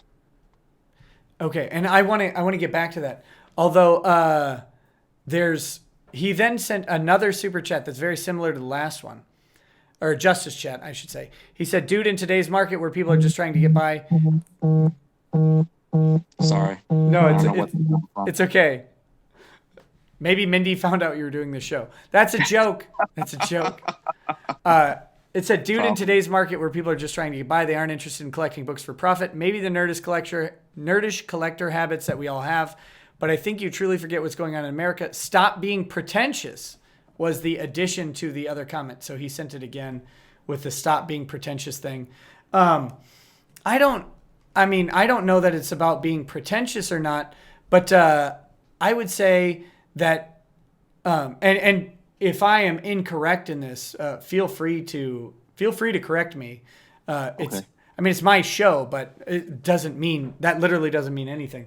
But it seems like there's a divide between, there are divides in ideology, but there's also a divide in exposure. And I think that people on social media, on left and the right, on either side of any issue, have this perception that the rest of the people that you encounter are privy to the same sort of things and trends and themes that are going on.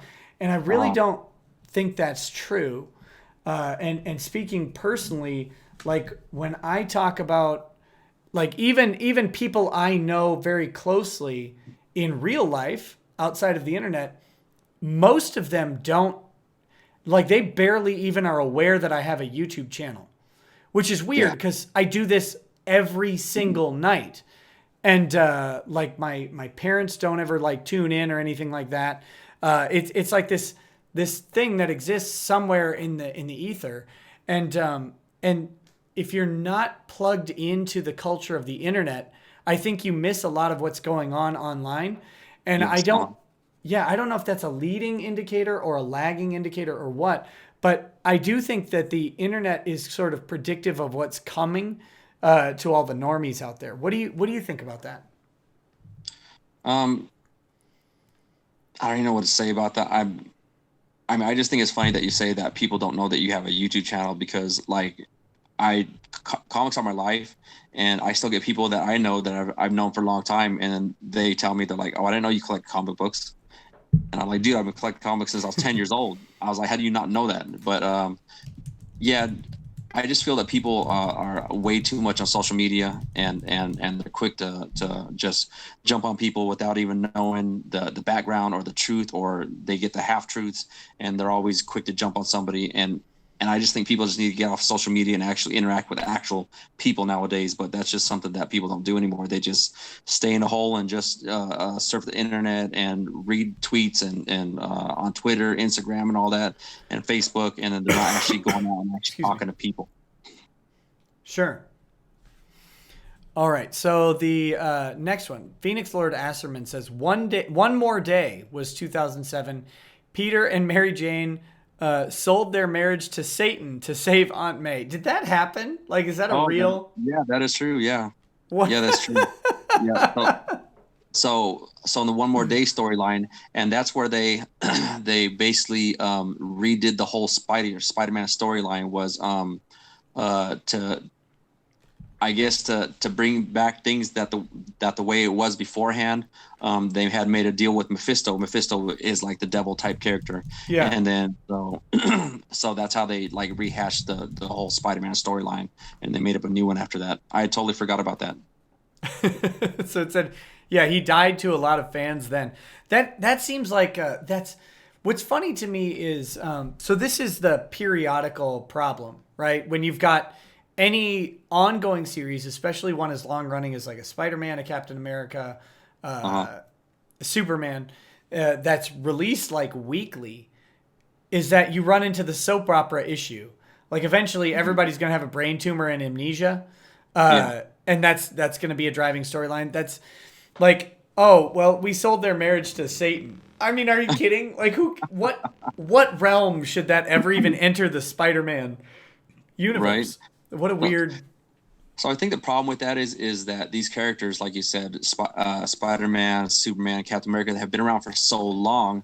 I mean, what else can you write about them? I mean, what has been written about these characters that is going to be new to people, right? So I mean that the whole thing with Captain America becoming a Nazi and working for Jesus, slipped my mind, but working for Red Skull, right? Yes. Yeah, working for the bad guys, and then like that was another storyline. But I mean, what else can they write about these characters that has not been written already? So I mean, I think that's why a lot of these characters people aren't into anymore. Like a lot of people, they really don't pick up Captain America much anymore, right? I mean, because there's only so much you can write about him. But there are those diehards that will pick him up no matter what. But a lot of people have fallen off because they're just not into the storylines or I mean, what else new can you give with these characters? So that's why they have to be changing characters all the time. Like Captain America now is the Falcon and stuff like that. You know, they have to change up because they have no other storylines. So that's what they have to do now. Well, I think they should bring back Cap, and he should brick by brick build the wall. But the Canadian wall, not the Mexican wall, the Canadian wall, because Canada's terrible, and we got to stop the Canadian invasion. No, but. I say that tongue in cheek, but it's because like they had Captain America be a Nazi. They've had him like curse out and punch Donald Trump and stuff like that. And that just seems like, why are we doing this? Like, why does this belong? Maybe you have a different opinion. Does this belong in comic books?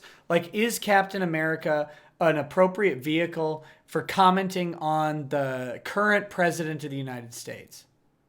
Well, I think sometimes a lot of artists and stuff, they like to push their political views or just basically their own political views in comic books because they can, right. And that's the storyline that they're writing at the time. But I mean, people are going to do what they want to do. I mean, if that's something you want to do, and like I said, if people don't like it, then don't buy it. Is basically what I tell people all the time. I mean, there's always going to be that one person trying to cause a controversy, right? Like that.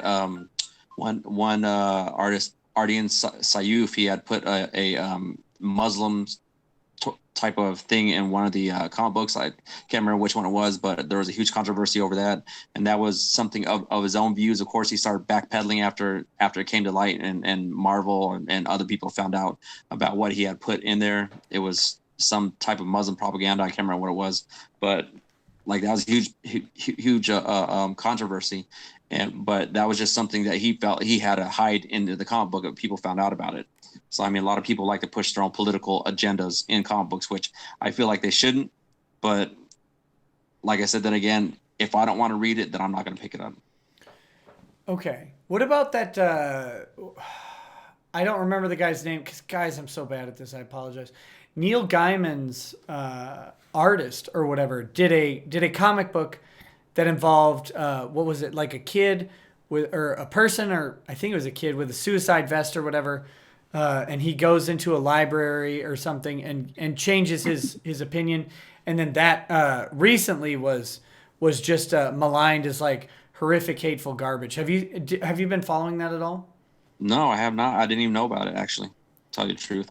Okay, so it's it's like God, I'm so bad at names. Someone in the chat obviously knows who I'm talking about, but it was it's like a guy that Neil Gaiman has been working with forever. Of course, this is this is interesting to people because Neil Gaiman has supported Mark Waid in his lawsuit against diversity in comics by donating to the GoFundMe and then also making public statements about it. But then the exact same thing that happened, or not the exact same, the same themed thing that is happening to Richard Meyer is happening to someone that Neil Gaiman has worked with for 20, 30 years or whatever. Dave McKean is the guy. But the same thing that's kind of happening to Meyer and these other Comicsgate creators is happening to him. He created a book. The content of the book is being taken out of context and used to label him as some like hateful racist. And I'm pretty sure Gaiman has been pretty quiet about it. But if you don't know about it, I won't ask you to comment on it. Yeah, I had no idea about that. Yeah, you should. You should. How dare you? You should look into that. No, I don't. I don't care if you do or not. Like I said, I barely know about some of this stuff just because of who I follow on Twitter now. Like I get kind of this news updates, and I find it all very fascinating. Watermelon Platypus says, and Wally West is gone and forgotten. So that's the context of that Wally West comment from earlier. He's saying that Wally West is gone, so Miles Morales would be gone and forgotten in a while. I really don't think he will. Like I said, I really think that he is this generation Spider-Man, and I think he's going to stick around for a while. Okay. So that'll be interesting, I guess, to see. And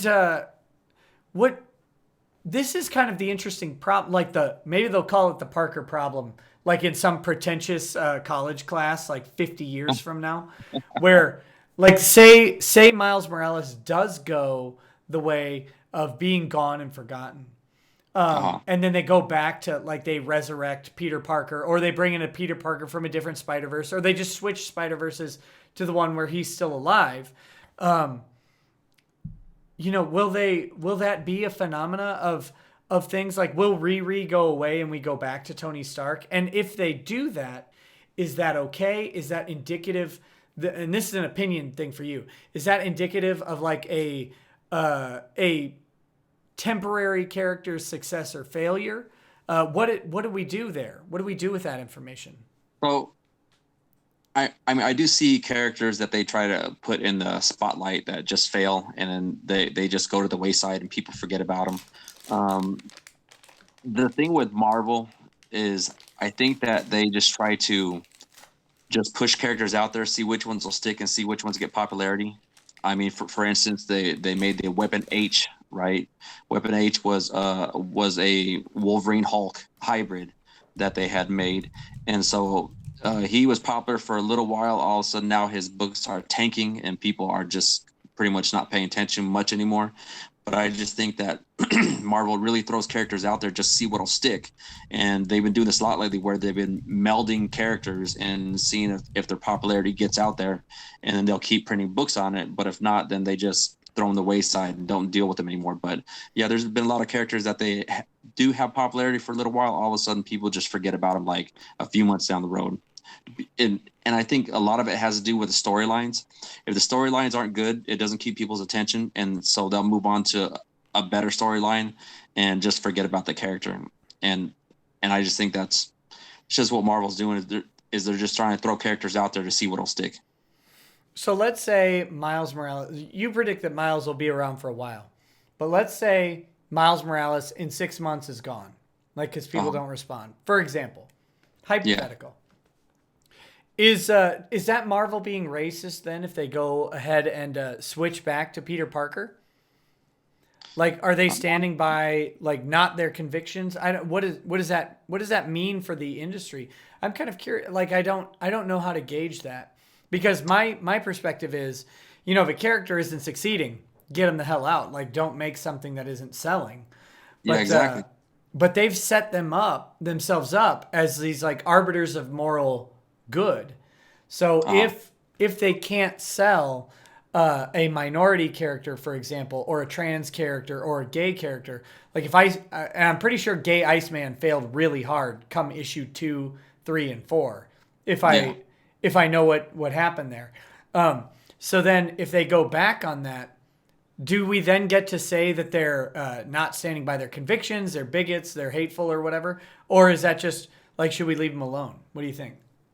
I wouldn't really call them bigots or hateful or anything. I mean, if the character fails, then the character fails. I mean, why keep investing and pushing money on a character that nobody wants to see, right? I mean, it's just wasting money. And if they keep pushing money on characters that are failing, then of course, that's why they're going to go bankrupt and people aren't going to be into their storylines anymore. So I mean, I don't think that it's anything hateful. It's just that, hey, money's money and that's what they're there to make.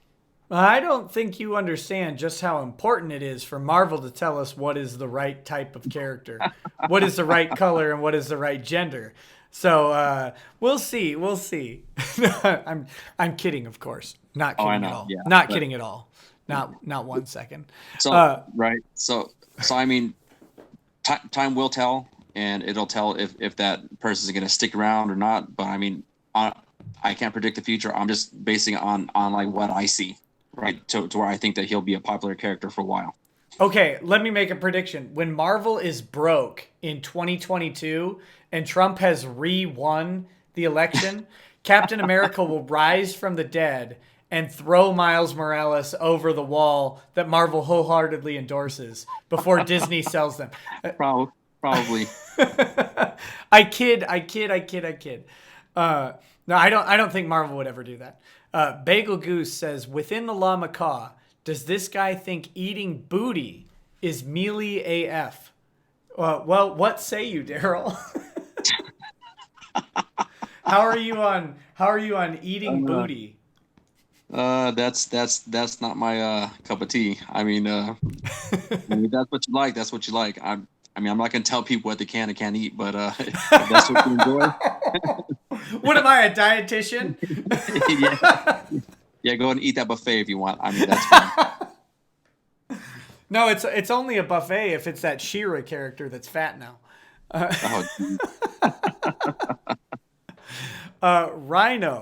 Rhino says, on religious controversy, Ryan Otley snuck anti-Mormon symbolism into Amazing Spider-Man #4, but wasn't fired because he's white. Marvel has a long history of both overt and subtle discrimination, and they virtue signal to hide it. We see through it all. I believe you, buddy. I can see the virtue signaling. That's like the stereotypical male feminist, right? Like you find these guys who are overt male feminists. They're very vocal about defending women, and then it turns out like they like beat and or rape women all the time. Like, good job, guys. Exactly. Way to uphold the standard. Landon Mackinjames asks, Daryl, your favorite anime? And he says it better be good. Ooh, I'm not an anime guy. Sorry, man. But what's your favorite one? You don't have to be an anime. I know you've seen one. Geez, I mean, the only type of anime stuff that I watch is like I used to watch Full Metal Alchemist and stuff like that. I mean, but other than that, I mean, I wasn't really big into it. Besides Dragon Ball Z. Okay, but Dragon Ball Z is legit, right? Yeah. You gotta love Dragon Ball Z. Okay, I've got to promote this guy. You should check this guy out. I'm saying it based on very little actual data, but everybody needs to watch. This guy is my favorite YouTuber right now, self included. I love this guy. His name is Mo Lowry, and he is. We'll say how does let's see, how does whatchamacallit, the guy, I like his podcast. What's his stupid name? Malcolm Gladwell. Malcolm Gladwell would say that Mo Lowry codes black with his speech. So Mo Lowry is a black guy. He sounds like a stereotypical segment of the black population. What he does is he reviews DBZ fights as well as Naruto and stuff. Guys, if you haven't watched Mo Lowry, go watch him. He deserves all of the views you can give him. It cracks me up on a nightly basis, making fun of. Yeah, you got to check out Mo Lowry, especially if you like DBZ, because he specifically does that.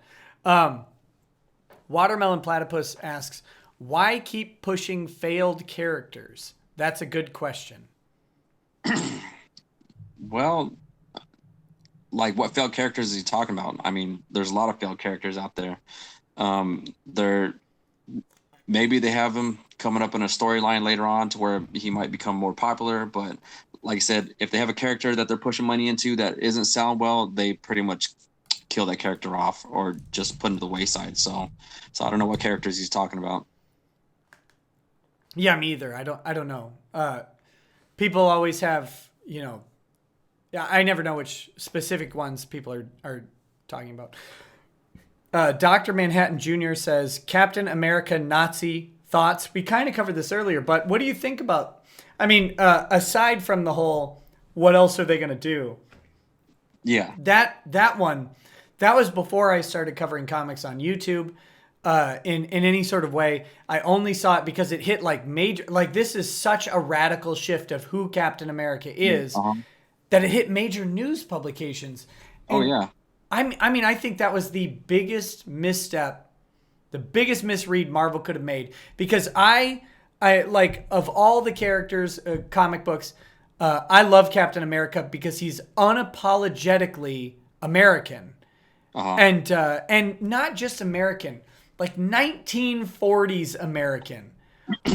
Yes. And shifting that, I think it destroyed the integrity of the whole series. But I don't know. What do you think about that? So I think that Marvel just did it for the shock value and to sell books, right? I mean, because like you said, it made it into the mainstream media to where they talked about it. So I'm pretty sure after that, they sold thousands and thousands more books just because of that shock value. And I think that's why they did it, was just to kind of switch it up a little bit. I mean, I thought it was interesting that they had done that.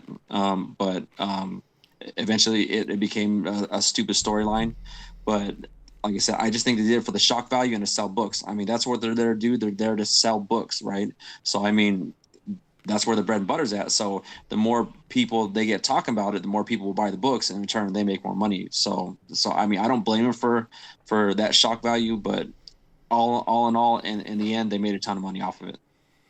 That sounds like a short-term investment though. Like, we'll sell books now, but it seems like they're like just torching the bridge to the future with that one.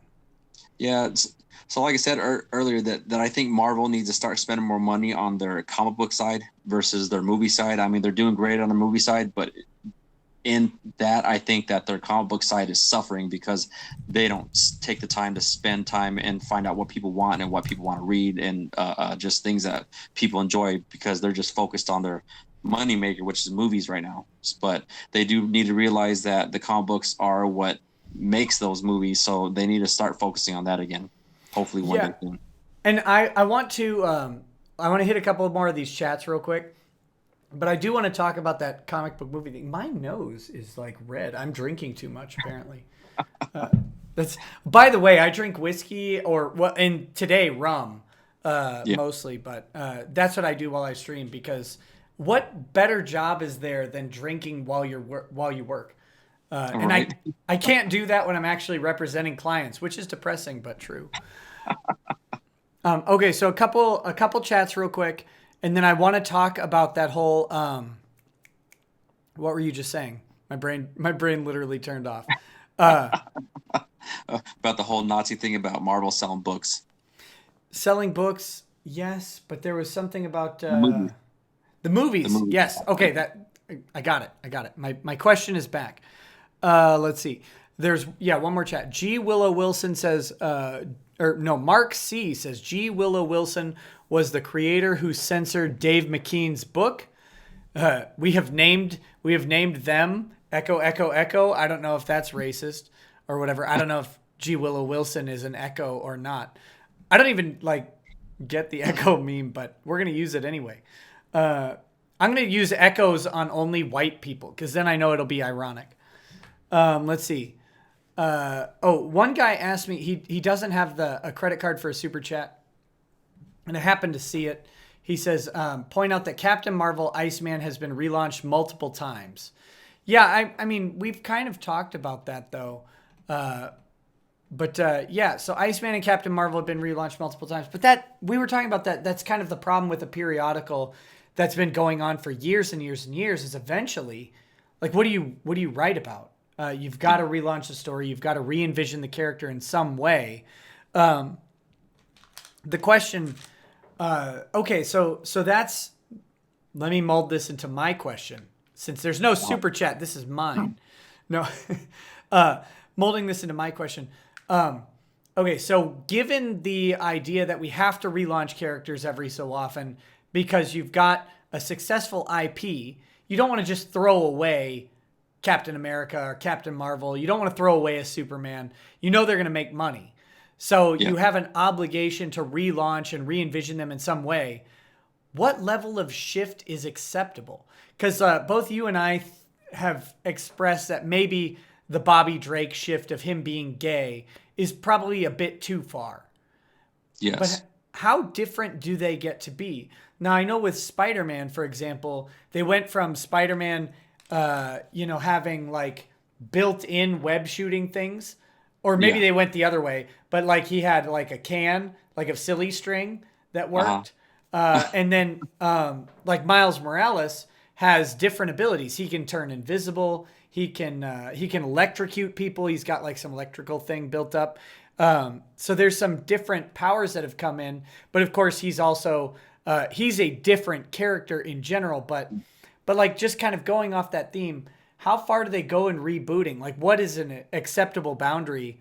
Do you have any opinion on that? I don't know how to gauge this stuff, but I'm just curious if you do. Yeah, I don't know how to gauge something like that. I mean, but like you said, in like revamping characters, I mean, they have to do something with the characters that have been around for a long time to change them up, to make them new, to make it more refreshing to like new readers coming in, right? So take, for instance, like Wolverine. Wolverine has like the Phoenix Force, which he has fire claws now, right? So that was a new power that after he came back from his death that he had now, which is a new power. I mean, I haven't read the storyline, so I don't know the whole background on it, but from what I know is he came back with that new power, and that was something that I guess they wanted to refresh him with to get people reading on him again. I mean, it's not a big shift. I mean, they didn't change his gender or anything else like that. I mean, because they do have a all new Wolverine, which is X-23, right? So I mean, they made a new character with that. But I mean, like I said earlier, what else can they do to these characters to make them new and refreshing to make people want to read them? Right, because even though they've been around for a long time, they still lose a lot of potential buyers because nobody's not really into that character anymore. So they have to do something to make them more relevant again. Sure, but where's the line? Like, what is the line? I don't even know. I mean, yeah, I couldn't even begin to tell you. Like you've created a bunch of comics get made, but only a certain number of characters are Wolverine. Right? Like you can try and make a new one. They'll last a while. They might not last, whatever. But there's something about Wolverine and his story that makes him Wolverine. And there's a way to deviate beyond that. I don't know where the line is. It's kind of crazy. Yeah, I don't even know what to tell you on that. Well, how dare but I'm you? pretty sure, like once they push that line, and then we'll find out one day what it is. Sure, absolutely. Okay. Final topic, and then we'll probably wrap it up. But comics, as we've kind of hinted at, seem to be now, like with Marvel being purchased by Disney, comics seem to be an IP farm for the new medium, which is movies, right? So the question is, do comics survive? Because hypothetically, Disney bought Marvel, but Disney gets all of the value out of Marvel, out of movies. Like the comic book sales, even like gross revenue on comic book sales is less than one major motion picture that they produce in revenue. Not necessarily in profit, but I would say probably in profit as well. Like an Avengers movie is going to outsell the entire Marvel Comics division and out-earn it. So how long does comics exist in the context of Disney? Is Disney going to just say, you know what? We're going to keep the IP for movie purposes for the MCU, but we're cutting off the comic book thing and you can go away. Like, is that in the future? Or is there some sort of resurgence that's going to bring comics into a comparable relevancy to movies? What do you think? I don't think comics will ever be a comparable relevancy to the movies. I mean, the movies make way too much money, and there's not enough I mean, there's enough readers out there, but there's not enough people that are into it. So unless they get the extra people reading the comic books, I don't think there will ever be a resurgence on comic books like that. I mean, because most people got out in the 90s, right? I mean, you collect the 90s, I collected the 90s, but that's when the comic crash was in the 90s, was because they were overprinting, right? They were overprinting books, and they just didn't have the storylines and stuff, and then people just didn't find it new and refreshing because they would just overprint stuff. And a lot of people got into comic books around that time for investing properties. Let's say like the Death of Superman. So many people bought that book thinking they were going to be a millionaire in like 15, 20 years. Right, exactly. And I think we're all guilty of that, because at one time that book was selling for like $500 to $1,000, and now you can find them in the dollar bins, right? So I think if it wasn't because of the movies, I think the comic books wouldn't be as popular as they are now, because a lot of people just one, see it as an investment. So they're investing on comic books that will be made into a movie, right? So that way they can make money later on. And so I think that's one thing that's hugely keeping the comic book area afloat, is because of the movies.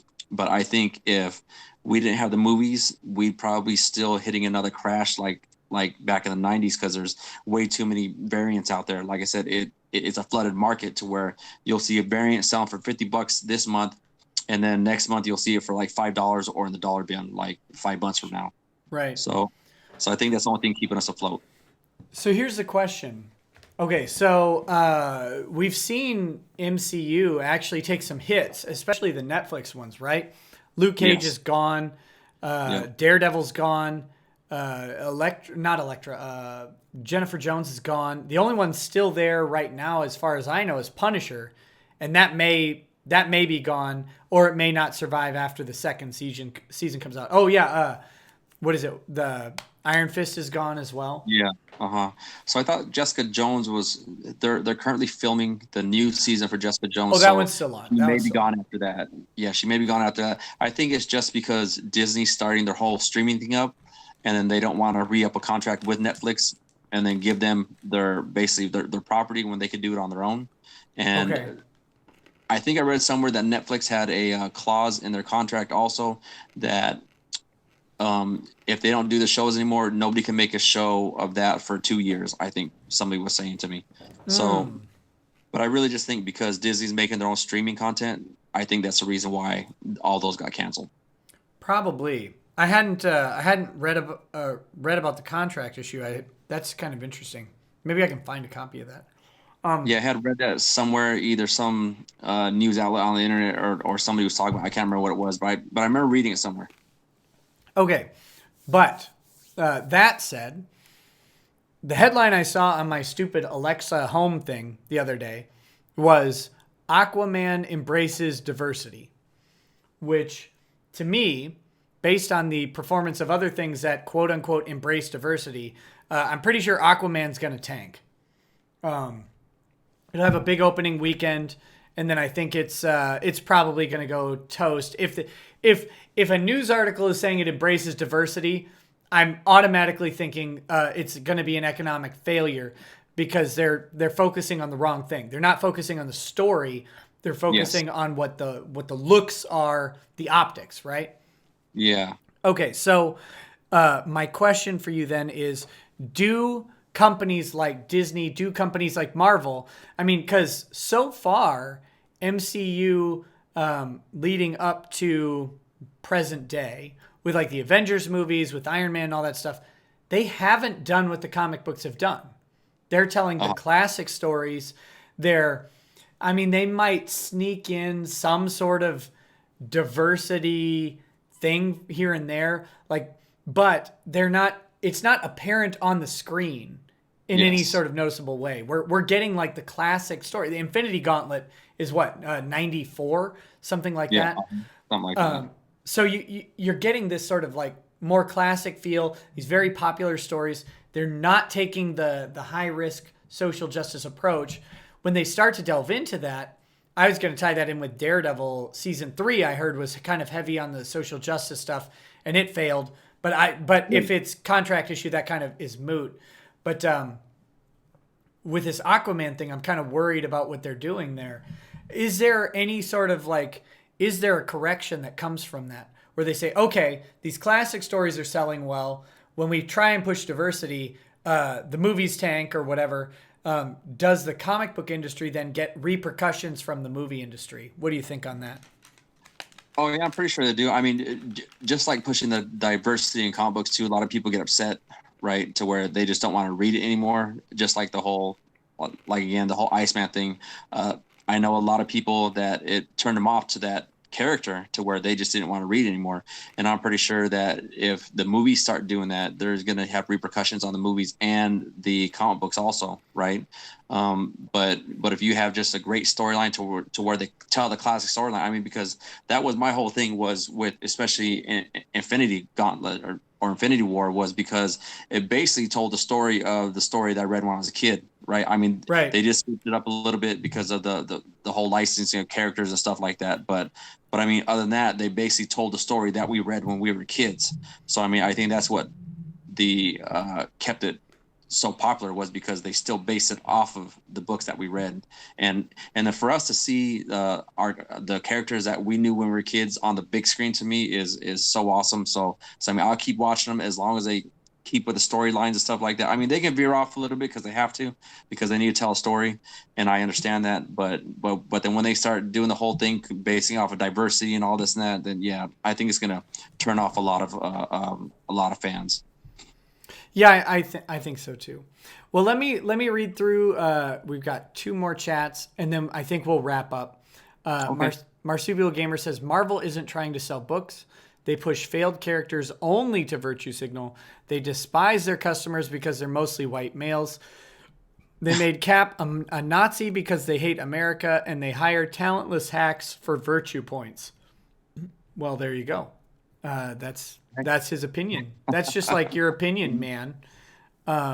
Some of it may be very true. Mark C says these stories like Cap being a Nazi used to be what if stories. And yeah, the what if stories were great. You did, yeah. The problem is fanboys are now pros. They're continuing their fandom instead of writing for readers. I think there might be some merit to that. Yeah. What I think is, I think these people get so used to reading and writing superheroes that they transpose that onto reality, and they literally think of themselves as a hero, as someone who has some obligation due to their great influence. Like they literally read that line from Ben to Spidey, and they say, "Oh yes, now that I'm a comic book writer, I really have a great responsibility to push these proper values onto people." But yeah. That's the impression I get anyway. I don't know. I don't know. I think a lot of times people, that people just need to keep their own propaganda out of the comic books and just stick with a good storyline and don't put your own personal beliefs in there. So that's how I feel. Yeah, I think so. Well, man, let's wrap this up. You don't leave just yet. I like to say goodbye to my guests after the stream ends. But check out Daryl's channel. I'm going to put it in the description as soon as we get off the air here.